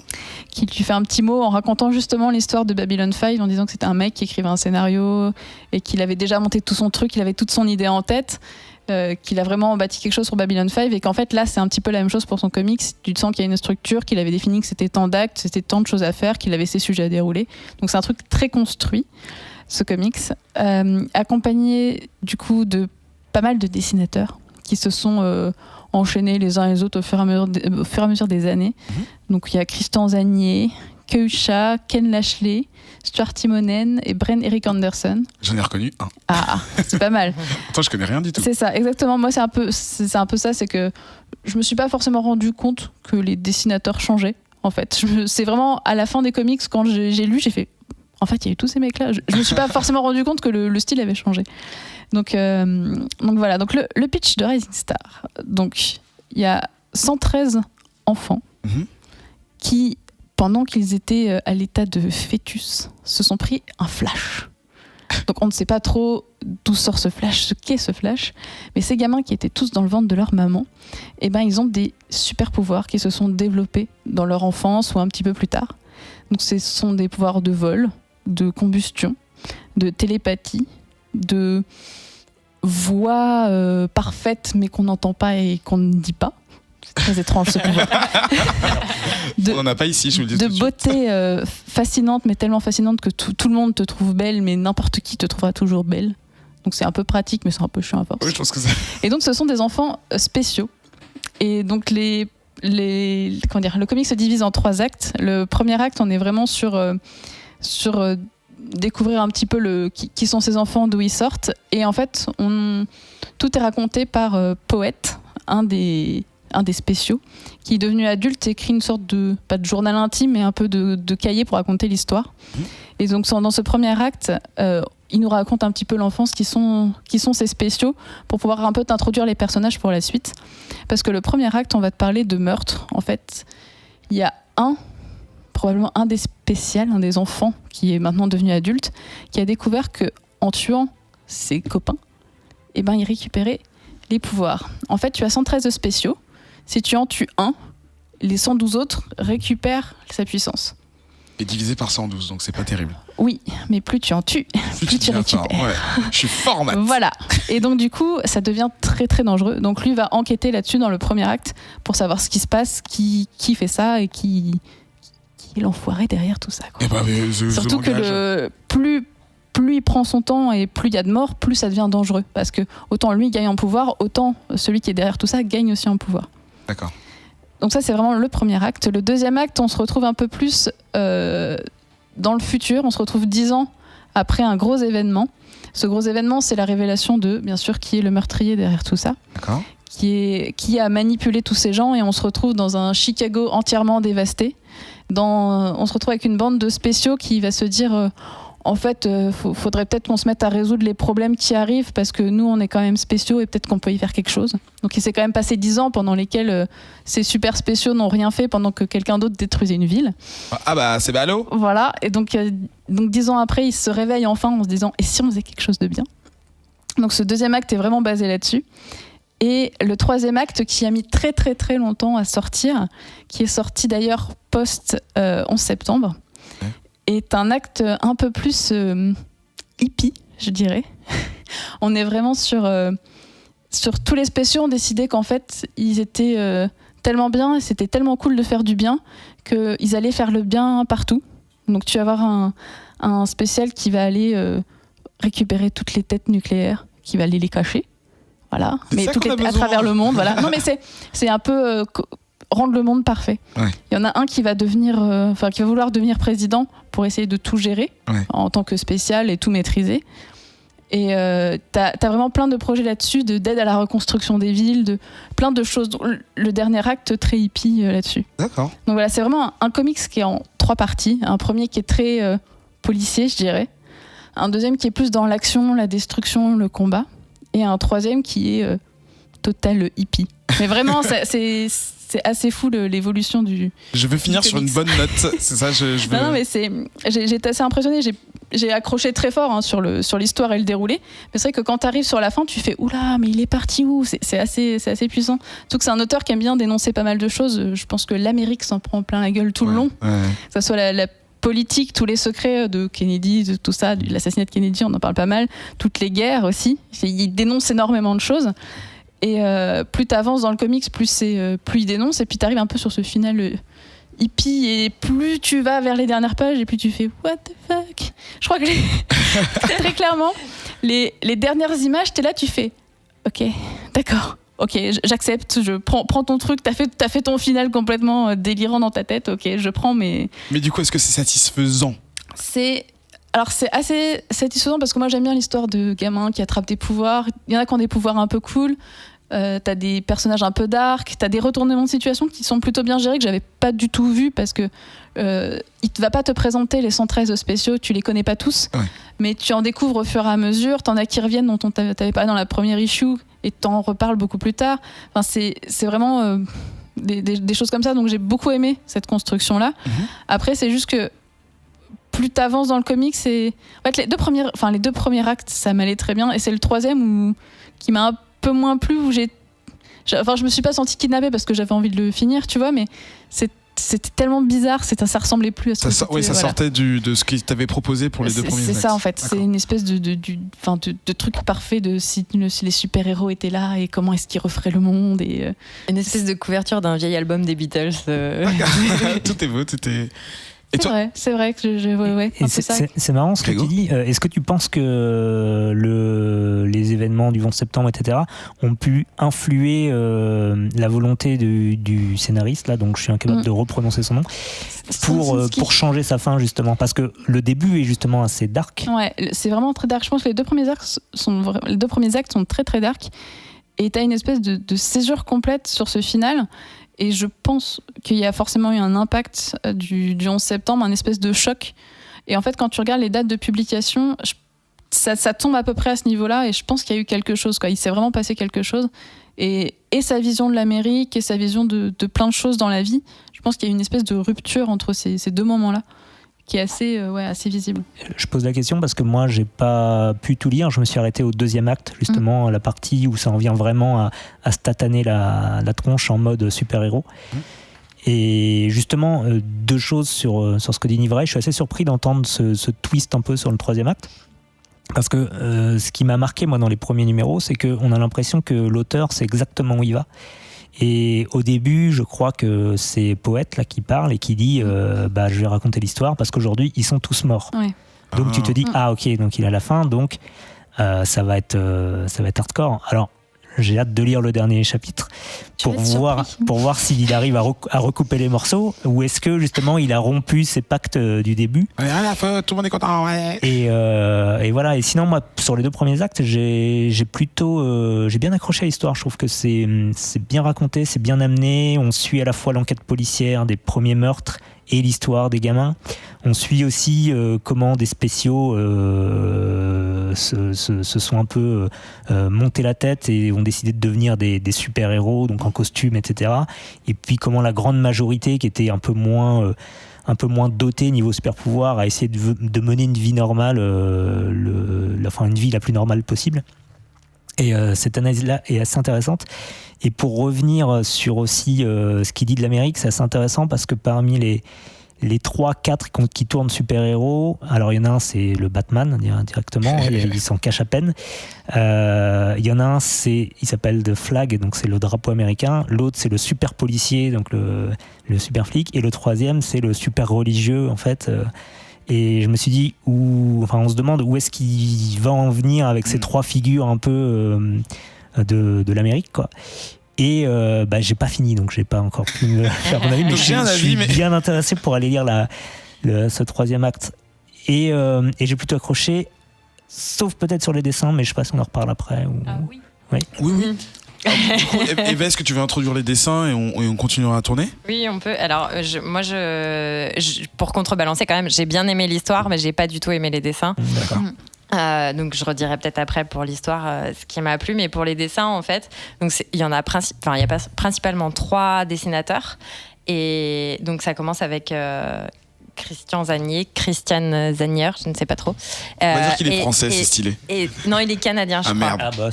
Peut-être québécois, on ne sait Ça pas. compte pas, je suis désolé. Et en fait, j'ai vraiment beaucoup de mal avec ses dessins et donc j'ai été voir ce qu'il avait fait, ce monsieur, parce qu'il fait quand même les issues de 2 à 13. Et en fait, il est principalement connu et extrêmement connu peut-être dans son pays pour Banana Games, une série érotique. Et donc ce monsieur a visiblement un très gros problème ou un problème avec les très grosses poitrines, je ne sais pas. Et son personnage principal, normalement, s'appelle Simone, la fille au bonnet Z. Voilà, et donc c'est ce monsieur qui dessine subtilité 13 issues de cette série. Il a aussi fait du Angel, du Buffy, voilà. D'accord. Après, à la 14e issue, il y a Stuart Timonen qui débarque et là on se dit chouette, trop bien. Et là, effectivement, ça commence à devenir cool. Et sauf qu'en fait, à la 15e, c'est déjà plus lui. Grosse arnaque. Je m'en vais. Et donc on retrouve Brent Anderson qui a fait des trucs quand même un peu plus cool que notre Christian du début. Mais moi, j'ai pas spécialement accroché. Mais pour citer, il a fait du X-Men et il fait aussi. C'est lui qui a fait Astro City avec Kurt Busiek. D'accord. Voilà. Mais vraiment, le dessin, moi, ça a été compliqué pour moi. Après, je suis au niveau de l'histoire, je suis comme mes 2 camarades, j'ai bien aimé et parce que il y a un côté très humain en fait. Ça commence comme du X-Men, où on se dit la question c'est comment vont réagir les gens face à ces spéciaux, est-ce qu'ils vont être acceptés, intégrés par la population ou est-ce qu'ils vont être considérés comme des parias. Et en fait c'est pas juste une histoire de gens qui ont des pouvoirs, tout le premier arc, resitue les personnages en nous racontant leur histoire, leur jeunesse, leur enfance, mais vraiment comme des êtres humains normaux avec tout ce qui a pu se passer, tous les traumatismes qu'ils ont eus et pourquoi ils sont devenus ce qu'ils sont devenus, en nous disant que c'est pas les pouvoirs qui ont fait qu'ils sont devenus comme ça, mais les pouvoirs ont accentué ce qu'ils étaient déjà à la base. Leur nature. Voilà. Et ce côté-là, je l'ai trouvé très intéressant. Ouais. D'accord. Et Je disais qu'il y a quand même pas mal de comics, ou d'œuvres de science-fiction, excusez-moi, dans lesquelles justement c'est juste une accentuation de la nature de la personne plutôt qu'un truc qui n'a rien à voir, les mecs timides qui devient super populaire ou ce genre de choses. Ouais, pour ajouter aussi sur cet aspect-là, j'ai l'impression qu'il y avait aussi le thème un petit peu de la prédestinée, ou en tout cas du talent et des capacités des gens, parce que le héros là, qui est apparemment celui avec le plus de pouvoir, lui apparemment ce qu'il veut être, c'est poète, et c'est un poète plus ou moins raté, et à contrario le Batman là, Raven Shadow, lui c'est plutôt un artiste réussi, et j'étais curieux de voir, alors je suis pas sûr que ça continue après dans les actes suivants, mais j'étais curieux de voir comment il allait traiter cet aspect-là de ce que tu voudrais être et ce que tu es en réalité, quoi. D'accord. C'était assez intéressant. D'assumer la part d'héroïsme ou de méchanceté, voilà. Je sais pas quoi. Nivrey ? C'est vrai que les personnages sont assez intéressants parce qu'ils sont très différents dans la manière de vivre leur pouvoir. Tu vas vraiment avoir celui qui s'est éloigné du groupe, qui a coupé les ponts avec tout le monde et qui essaie juste de vivre une vie normale, mais qui a du mal parce que son pouvoir prend de la place. Tu vas avoir celui qui en profite pour se mettre en avant, donc Flag, qui est renommé Patriote après, donc le mec avec ses drapeaux de toutes les couleurs. Un focus group. Voilà. Et ouais, non, mais c'est ça, c'est que le gars, il est sponsorisé, tu vois. Enfin, c'est vraiment le mec qui en a profité à fond. Celui qui a décidé de devenir flic, mais qui se cachait et tout. Et puis un jour, ça a été révélé. Donc c'est un spécial flic, mais il essaye de faire le bien. Tu vas avoir celui qui profite de ses pouvoirs pour coucher avec toutes les meufs. Tu vas avoir une qui se sert de ses pouvoirs pour aider le FBI à faire des missions, ou je sais plus si c'est FBI ou CIA, mais enfin bon, à faire des missions cachées. Chacun a vraiment sa manière de vivre avec ses pouvoirs au départ, et après tu les vois évoluer, donc t'as ça qui est vraiment cool, et ils se posent tous des vraies questions sur leur existence, sur comment vivre, comment est-ce que ça va se passer plus tard. Ils ont aussi un problème, c'est que si je me souviens bien, ils ne peuvent pas se reproduire. D'accord. Et ils ont aussi, avant de découvrir ce que faisait la mort d'autres spéciaux, c'est que plus ils vieillissent et plus ils perdent en capacité de pouvoir. D'accord. Après, ils se rendent compte qu'avec les morts, ils gagnent encore plus, donc bon, il y a une petite compensation. Mais c'est des questionnements que j'ai pas l'impression qu'on ait forcément toujours dans X-Men. Et là, c'est vraiment tout le groupe qui se pose ces questions-là. Enfin, t'es vraiment focus sur un groupe de 113 personnes qui sont identifiées, ils sont tous là, tout le monde sait qui c'est, il n'y en a pas plus, c'est vraiment juste ces 113 là. Et c'est ça qui est vachement intéressant. Et je voulais juste revenir sur un détail sur les dessins. J'ai eu un petit problème sur les dessins. J'enchaînerai aussi. C'est qu'il y a certains personnages qui se ressemblent un peu. Et des fois, certaines pages, je me suis arrêtée, je fais attends, c'est lequel celui-là ? Parce qu'en fait, tu peux avoir des brins ténébreux aux cheveux longs, mais alors quand on a deux, c'est compliqué. Et c'est pareil, quand t'as deux gars un peu musclés, un peu blonds, c'est pareil, quand on a deux, tu te dis attends, ça c'est lequel ? C'est Josh ou Tad ? Non, mais c'est vraiment ça. Et puis c'était sur des prénoms américains, donc tu vas savoir si c'est Randy, si c'est John, ou si c'est Matthew ou Jason. Tu vois, comment te dire, des fois c'est compliqué. Pour décrire les dessins, moi j'avais l'impression de voir un dessinateur qui a fait comme tout le monde dans les années 90, qui a décalqué un peu du Jim Lee, donc qui était très très orienté dessin vraiment comics, dessin cliché des années 90, et qui après avoir décalqué ses personnages a essayé un petit peu de le faire tout seul, mais ça marchait quand même un petit peu moins bien, et tu sens des personnages un peu trop musclés et qui sont coincés dans des positions improbables à cause de leurs muscles trop saillants, quoi. Et c'était un petit peu ça. Et les nanas, c'est pareil, elles sont un petit peu tordues avec leur forme généreuse et leurs muscles aussi, parce que et voilà. Alors ça c'est très super héroïque comme dessin, mais sur le début de l'histoire finalement, qui est très policier et très très personnage, histoire un petit peu de tous les jours. Ça te sort du truc. Ça te sort du truc. Et en plus, comme c'est pas toujours très bien fait. Il y a des gros ratés par moments sur des perspectives, des mains, des membres, des visages qui sont pas super réguliers. Ça, c'est pas. J'ai pas été fan du dessin en tout cas. Eva ? Nivrey disait qu'il y avait 113 personnages et que c'était fixé, mais il y a un petit truc sympa en plus, il y a une issue 0,5. Enfin, il y a une 0 et une 0,5, mais dans la 0,5, c'est l'histoire complète en fait d'une personne qui a toujours rêvé d'être un spécial, mais qui ne l'était pas. Et en fait, on suit cette histoire de cette 114e personne, qui est plutôt sympa à lire. Adrien ? Ouais, je voulais savoir en fait, est-ce qu'on peut dire un petit peu que du coup, dans le premier acte,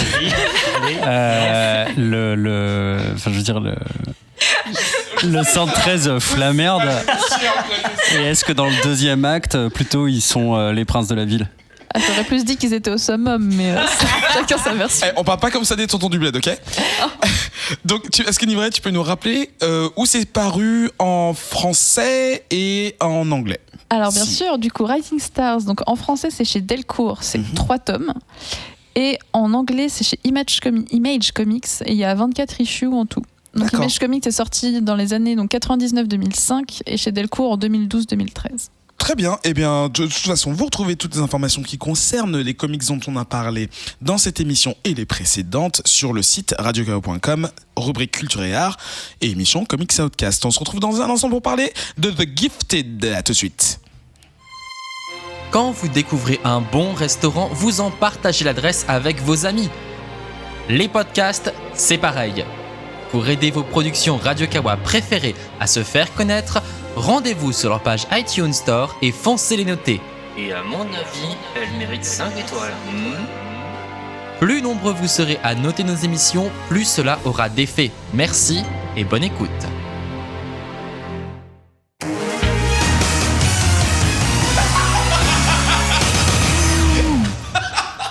De retour. Oui, bonjour, de retour dans ce 85e numéro de Comics Podcast, comme d'habitude avec les gens que j'ignore. On va parler de Hors les bulles cette semaine, consacrée à une série diffusée aux États-Unis qui s'appelle The Gifted sur la chaîne Fox. Il y a à ce jour 6 épisodes pour le moment et il y en a 13 de prévus, donc petit run pour cette nouvelle série. Et donc que je vais présenter rapidement, c'est une série qui a mis quand même pas mal de temps à être conçue, en passant de pitch en pitch. D'abord une série sur le Hellfire Club dans l'univers des X-Men, vous savez, avec Emma Frost et d'autres personnes, dont Sebastian Shaw et ce genre de personnages gentils méchants. Puis une série sur juste de simples mutants, et aujourd'hui le pitch qui a été choisi pour être diffusé, c'est celui de The Gifted. Alors l'intrigue est assez simple, on est comme vous avez pu le comprendre dans l'univers des X-Men, on comprend surtout quand on voit le logo avec des X. C'est l'univers étendu, donc en gros c'est lié au film qu'on a pu voir et à la série Légion, mais pas forcément. C'est à vous de faire le lien. Et dans cette série, on voit une famille à peu près ordinaire qui se retrouve à devoir s'enfuir quand ils découvrent que leurs 2 enfants ados sont des mutants dans une Amérique qui les rejette. C'est-à-dire qu'il y a des lois anti-mutants qui ont été votées et qui sont appliquées au quotidien. Les mutants sont pourchassés à droite et à gauche, sont mis de côté dans des asiles ou dans des prisons dès qu'il y a la moindre activité criminelle ou suspecte. En gros, voilà, ils sont vraiment j'ai oublié le mot, mais pourchassés. Et donc cette famille qui doit changer de vie du jour au lendemain va devoir s'associer à un groupe de mutants eux aussi en cavale pour espérer survivre. T'as entendu chier, c'est pour ça. Et espérer survivre en quittant le territoire en douce. Alors, arrêtez de rigoler, s'il vous plaît, on se concentre. Question simple, hein, on a déjà regardé que les 3 premiers, parce que je crois qu'il y en a 5 aujourd'hui, voilà, 5, 6. Aujourd'hui, me dit-on hors antenne, hors table. Et donc, on va se faire on s'est fait coïncider, on va parler ensemble. Premier tour de table, c'est la 19e série de super-héros qui sort depuis la semaine dernière. En gros, est-ce que ça vous botte en fait de savoir qu'il y a un nouveau truc qui sort, ou est-ce que vous avez déjà une longue bibliothèque, une longue playlist à lire avec toutes les séries qui existent, ou au contraire, voilà, ce que vous kiffez en fait? On commence par quelqu'un, on va commencer par Eva, qui est plus proche du micro. Je tiens à dire que c'est depuis longtemps une des séries, donc après Iron Fist, après Inhumans, une série où je ne me suis pas endormie. Ouais, oui, je tiens à le dire. Bravo Fox. Parce que ça a l'avantage, malgré tous ses inconvénients, d'être une série très rythmée, où ça avance très vite, où il se passe des trucs. Et du coup, moi en tout cas, j'ai eu envie d'avoir la suite. J'ai pas souffert en regardant les 3 premiers épisodes. J'ai trouvé ça plutôt agréable. Même si on voit quelques ficelles sur le comportement du père, comment il va réagir, ce qui va se passer ensuite, on le sent un peu venir. Mais ça m'a pas dérangé, et j'ai beaucoup aimé les personnages d'X-Men qu'on connaît, qu'on voit dans la série, et notamment toutes les scènes avec Blink. Oui.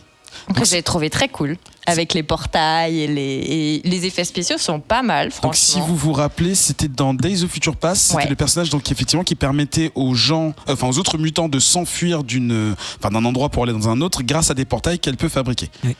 Et pas incarné par la même actrice. Oui, et donc voilà, ça fait un lien relativement direct, enfin pas relativement, c'est purement direct avec les films. Oui, après il y a des choses qui sont différentes par rapport au film, dans les relations qu'elle entretient avec d'autres personnages, voilà. Mais j'ai trouvé ces scènes très très chouettes et vraiment, et même les autres personnages X-Men, j'ai trouvé assez sympa. Après, c'est en fait finalement les personnages qu'on ne connaît pas, qu'on découvre dans la série, cette famille.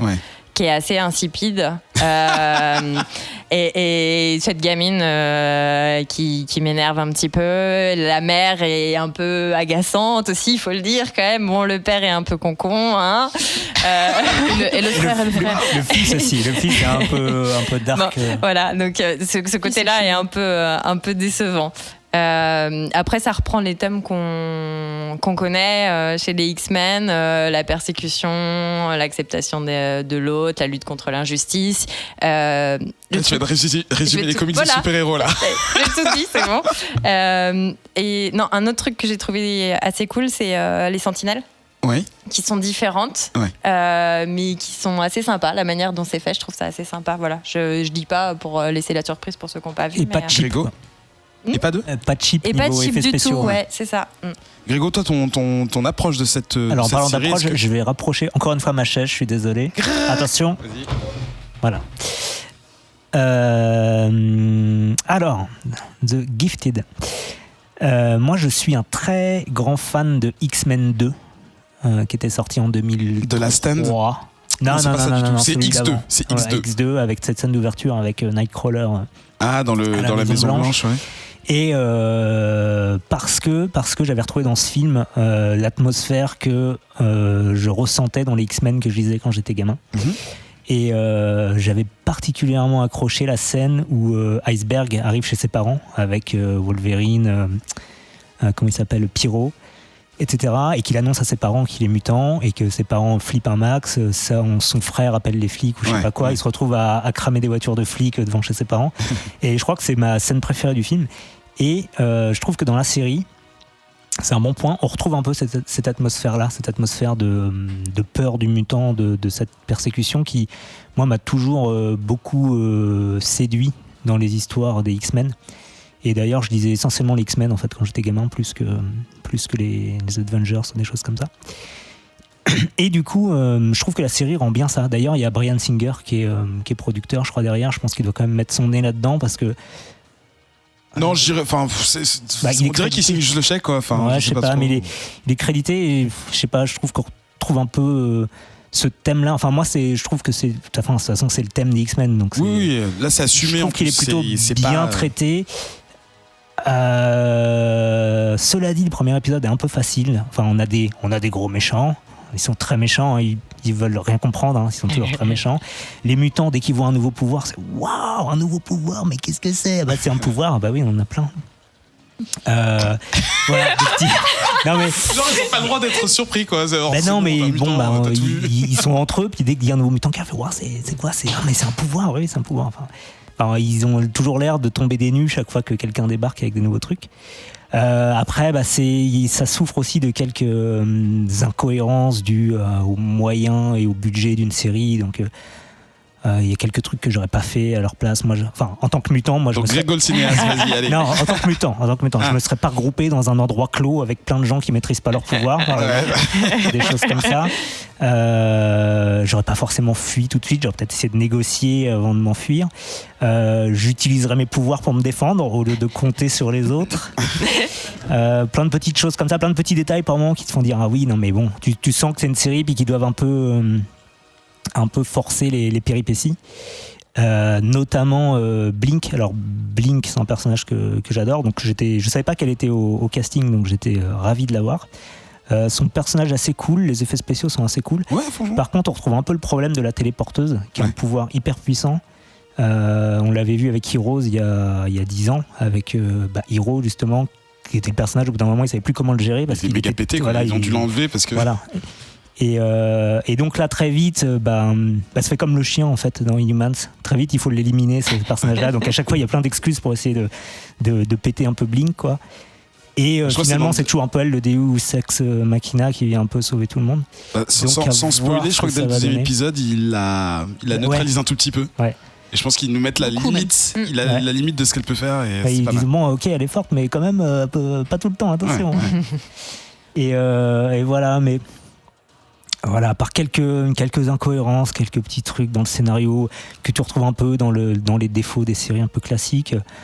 J'ai quand même passé un bon moment en tant que fan des X-Men. J'aurais peut-être pas tout fait comme ça, mais ça passe bien et je pense que je vais continuer. En tout cas, c'est au-dessus d'Inhumans ou de ce qu'on a pu voir récemment à la télé. Ça, et puis, si ça peut te faire honneur, le showrunner, donc le mec qui s'occupe de la production de tous les épisodes et de l'histoire, de l'écriture de l'histoire, c'est Matt Nix et c'est un gros fan d'X-Men apparemment. Donc je pense que au-delà, Singer, oui, mais je pense que c'est vraiment lui qui insuffle vraiment les références, tout ce genre de choses qui font que on a vraiment, que j'ai eu en tout cas l'impression que c'est un univers cohérent. Et dernier point, mais Val l'a déjà dit, les effets spéciaux sont cool. Ils font pas de cheap et ça c'est vraiment bien, quoi. Ni vrai. Alors moi au départ, j'avais testé la série avant de préparer l'épisode et j'avais juste regardé l'épisode 1 et j'avais fait bof, je sais pas, je verrai plus tard.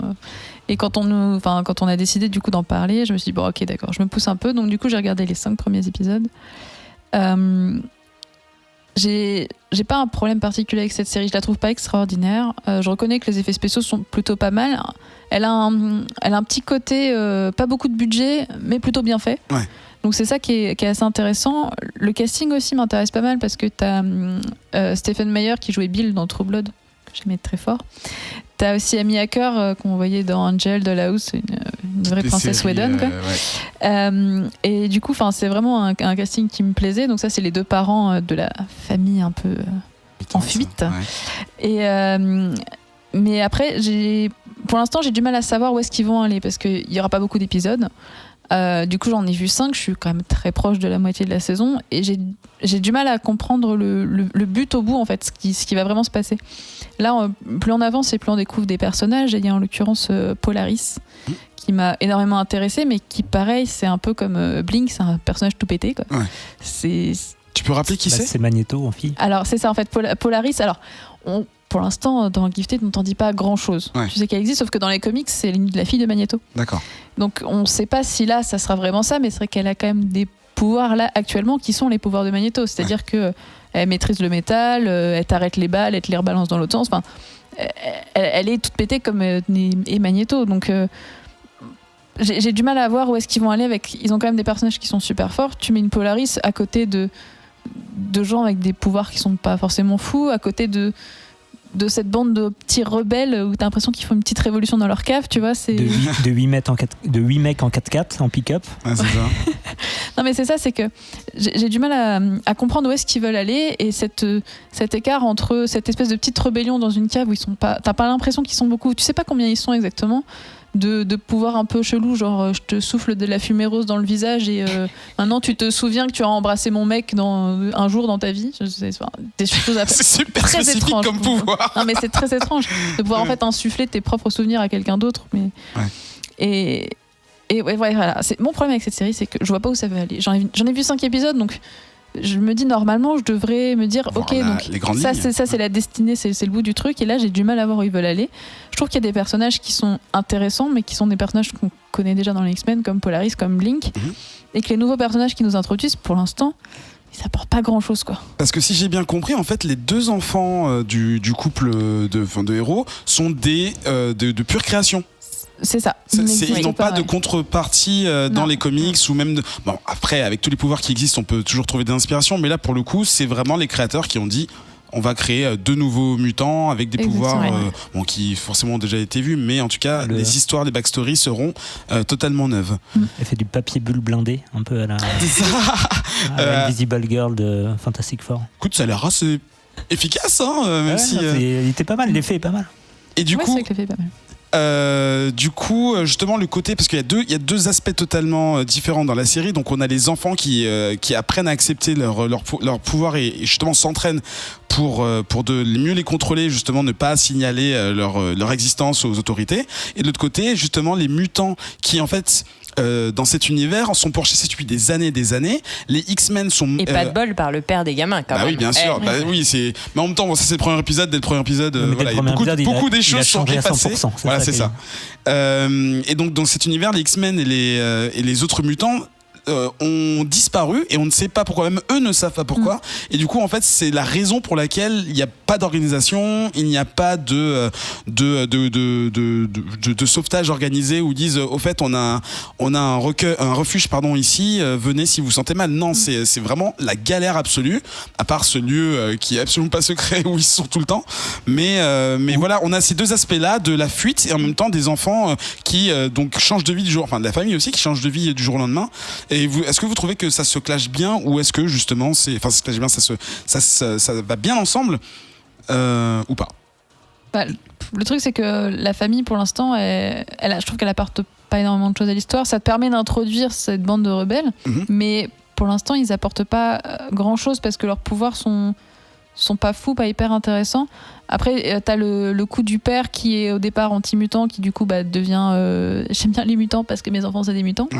Il y a aussi l'aspect un peu intéressant de la mère qui va essayer de sauver les mutants parce qu'elle a un côté médical.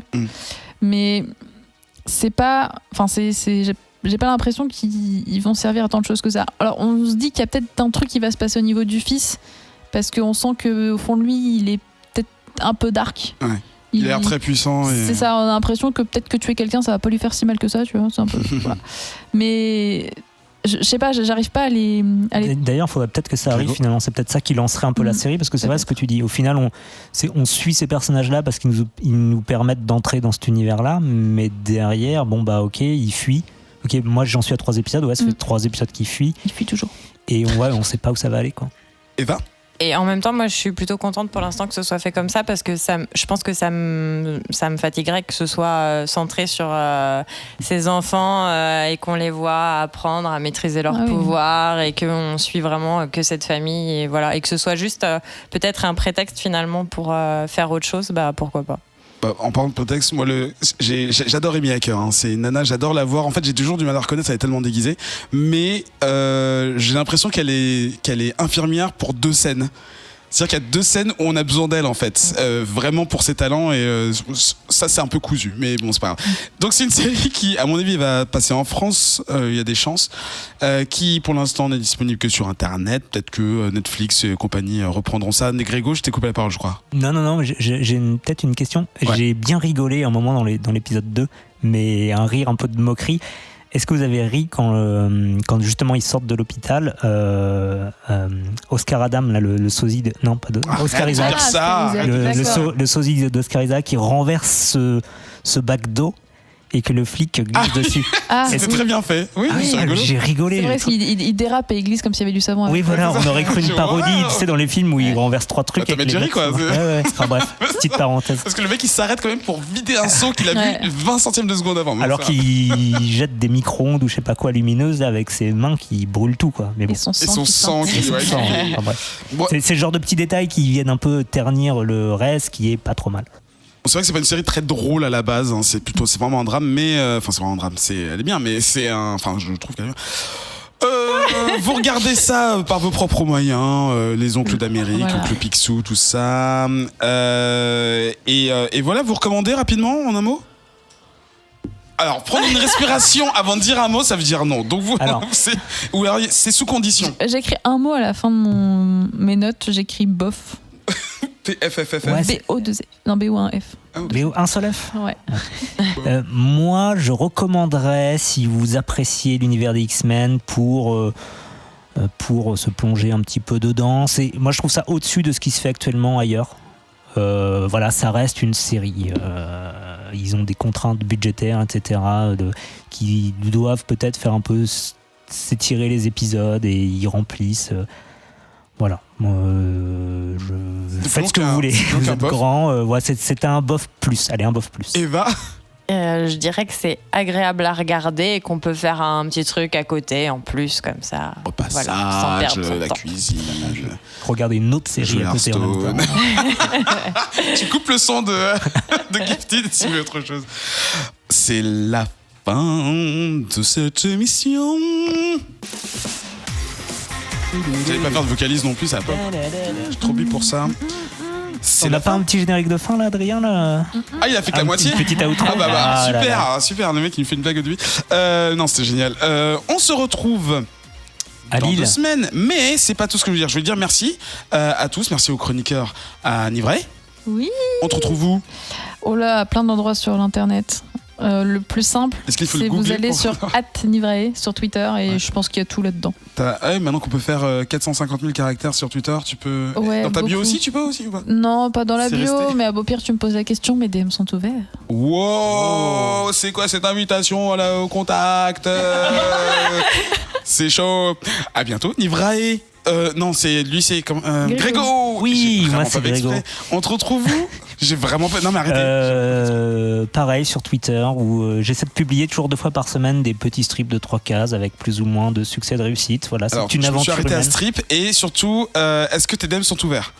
Mes DM non sont fermés. Ah oh. Mais vous pouvez tenter d'y glisser quand même, après tout. Ok. Je voulais dire un autre truc, rien à voir, mais tout à l'heure, t'as le Bouillapéro, t'as dit 2 décembre, c'est le 1er décembre en fait. D'accord. Voilà. C'était le premier. Effectivement, je le savais. C'était juste mal écrit sur ma feuille. Qui prépare mes conducteurs, je ne sais pas. J'ai fini. À bientôt. À bientôt. À bientôt, Eva. À bientôt. On te retrouve toujours plus. Non, si, on me retrouve Ah, on cette te retrouve, semaine. ouais. J'ai préparé des trucs. Alors, on me retrouve, attention. Premièrement, dans le Page des libraires, le magazine Page des libraires de fin d'année pour les fêtes, avec quelques petits articles. Et aussi sur eptalon.fr, un site de relecture et de conseils littéraires. Voilà, vous pouvez nous envoyer vos manuscrits et c'est bénévole. Donc, profitez-en. On essaie à s'occuper de ça. Tout le heptalon. Voilà, tout à fait. T'as vu, j'ai fait du grec. J'ai pas compris. Adrien. Merci pour la réal. On te retrouve où? En PLS. Non, cette fois, ça ira, je pense. Non, mais retrouvez-moi sur Internet, sur Twitter, Adrien Larouzet, Z2E, et voilà. De toute façon, ouais, on était très sages dans cette émission, je trouve. Oui. C'est vrai, ouais. À un moment, j'ai dit chiotte, un petit peu quand même. Oui, Là, puis c'est un vous peu avez rigolé débordé. quand j'ai dit associé. Et puis mais t'as dit c'est pas- chier aussi. voilà, quoi. Ouais, c'est super. vrai que là, bon. Voilà le Je pense niveau. que c'est le générique de début qui nous a tellement Il nous a cassé. mis en contexte. Comme c'est le cas, c'est donc une émission produite par Radio Kawa. Rendez-vous dans 2 semaines, le lundi 27 novembre, pour les personnes qui ne pourront pas être là, le samedi 25 novembre à Lille, au dernier bar avant la fin du monde. J'ai mis l'adresse, je crois que c'est quelque chose rue des Pas, à côté. Cotterêts, c'est dans les Voilà, Pyrénées. Villers-Cotterêts, c'est pas du tout, c'est par là. On va enregistrer une émission assez sympa à partir de 17h. Donc venez nous rejoindre, venez boire des verres avec nous, venez nous rencontrer, ça peut être super sympa. Il y aura un quiz. Il y aura plusieurs quiz. J'en ai commandé plusieurs à peine pour meubler plein de trucs. Il y en a d'avance, t'inquiète pas. C'est vrai. C'est même pas une blague en plus, c'est vrai. Et réécoutez-nous 24h sur 24 en téléchargement, en streaming et podcast sur le site de Radio Kawa, radiokawa.com, dans la rubrique Culture et Art. À très bientôt et des bisous. Grégo, il va ajouter un truc. Les étoiles sur Ouais, iTunes. t'as pas dit les étoiles. Je le dis pas tout le temps, mais les étoiles sur iTunes, effectivement, mettez une étoile sur iTunes, 5, au nombre de 5, ok? Et mettez un commentaire pour nous dire c'est bon, on a comment compris. s'améliorer ou Plus comment... on a d'étoiles, ça fait des rising stars après. Exactement. Oh. Mais après, ça dépend dans quel ordre tu les mets. Si tu les mets verticalement, ce qui n'est pas possible encore sur iTunes et sur la méta, tu peux pas. Mais c'est horizontalement. Est-ce que c'est des lying stars, des... Et du coup, ça veut dire, est-ce que si on s'entretue entre chroniqueurs, on gagne le pouvoir des autres? Tu gagnes 2 fois plus de chroniques Mais moi, à il faut faire. que je sois un animateur pour devenir meilleur, mais il y en a pas. On va avec les Ou alors toutes les producteurs. personnes qui ont été animatrices, est-ce que je peux prendre leur fois? Je sais pas, on verra. On verra. Ce serait bien qu'on s'entretue pas. Je vous aime bien. Non, oh. Ou alors sinon, on devient Certain. des hippies et on sauve le monde. Ça peut être bien aussi. Je crois qu'il a fait exprès de mettre plus fort pour qu'on ait envie de parler. Oui, c'est ça. Non, il veut pas nous va entendre. le baisser en montage quand il prend en PLS, tout ça. Ça se trouve, on a déjà baissé là. Et on peut rechanter la chanson sinon. J'ai oublié, mais c'était vos prénoms Oui, ensuite. c'est ça. Et Hélène. Et lui t'appelait Hélène, t'as vu? Ouais, Voilà. c'est vrai qu'il m'a Aucun appelé respect. Hélène. Mais Aucun à respect. mon avis, c'était un clin d'œil à Hélène et les garçons, je pense. C'est pour ça qu'il a dit Hélène, non? Et en fait, Il ne sait pas lui-même. j'ai compris, il veut son titre de Pat Le Guen. C'est pour ça qu'il nous fait du AB Production. C'est ça. Un pins Pat Le Guen. Il avait besoin Parlant. de parler. Bouilla. Il allait baisser là. Dès qu'il baisse, on reparle. Si vous coupez, On ne s'arrêtera jamais. Non, en fait, il coupe quand il veut.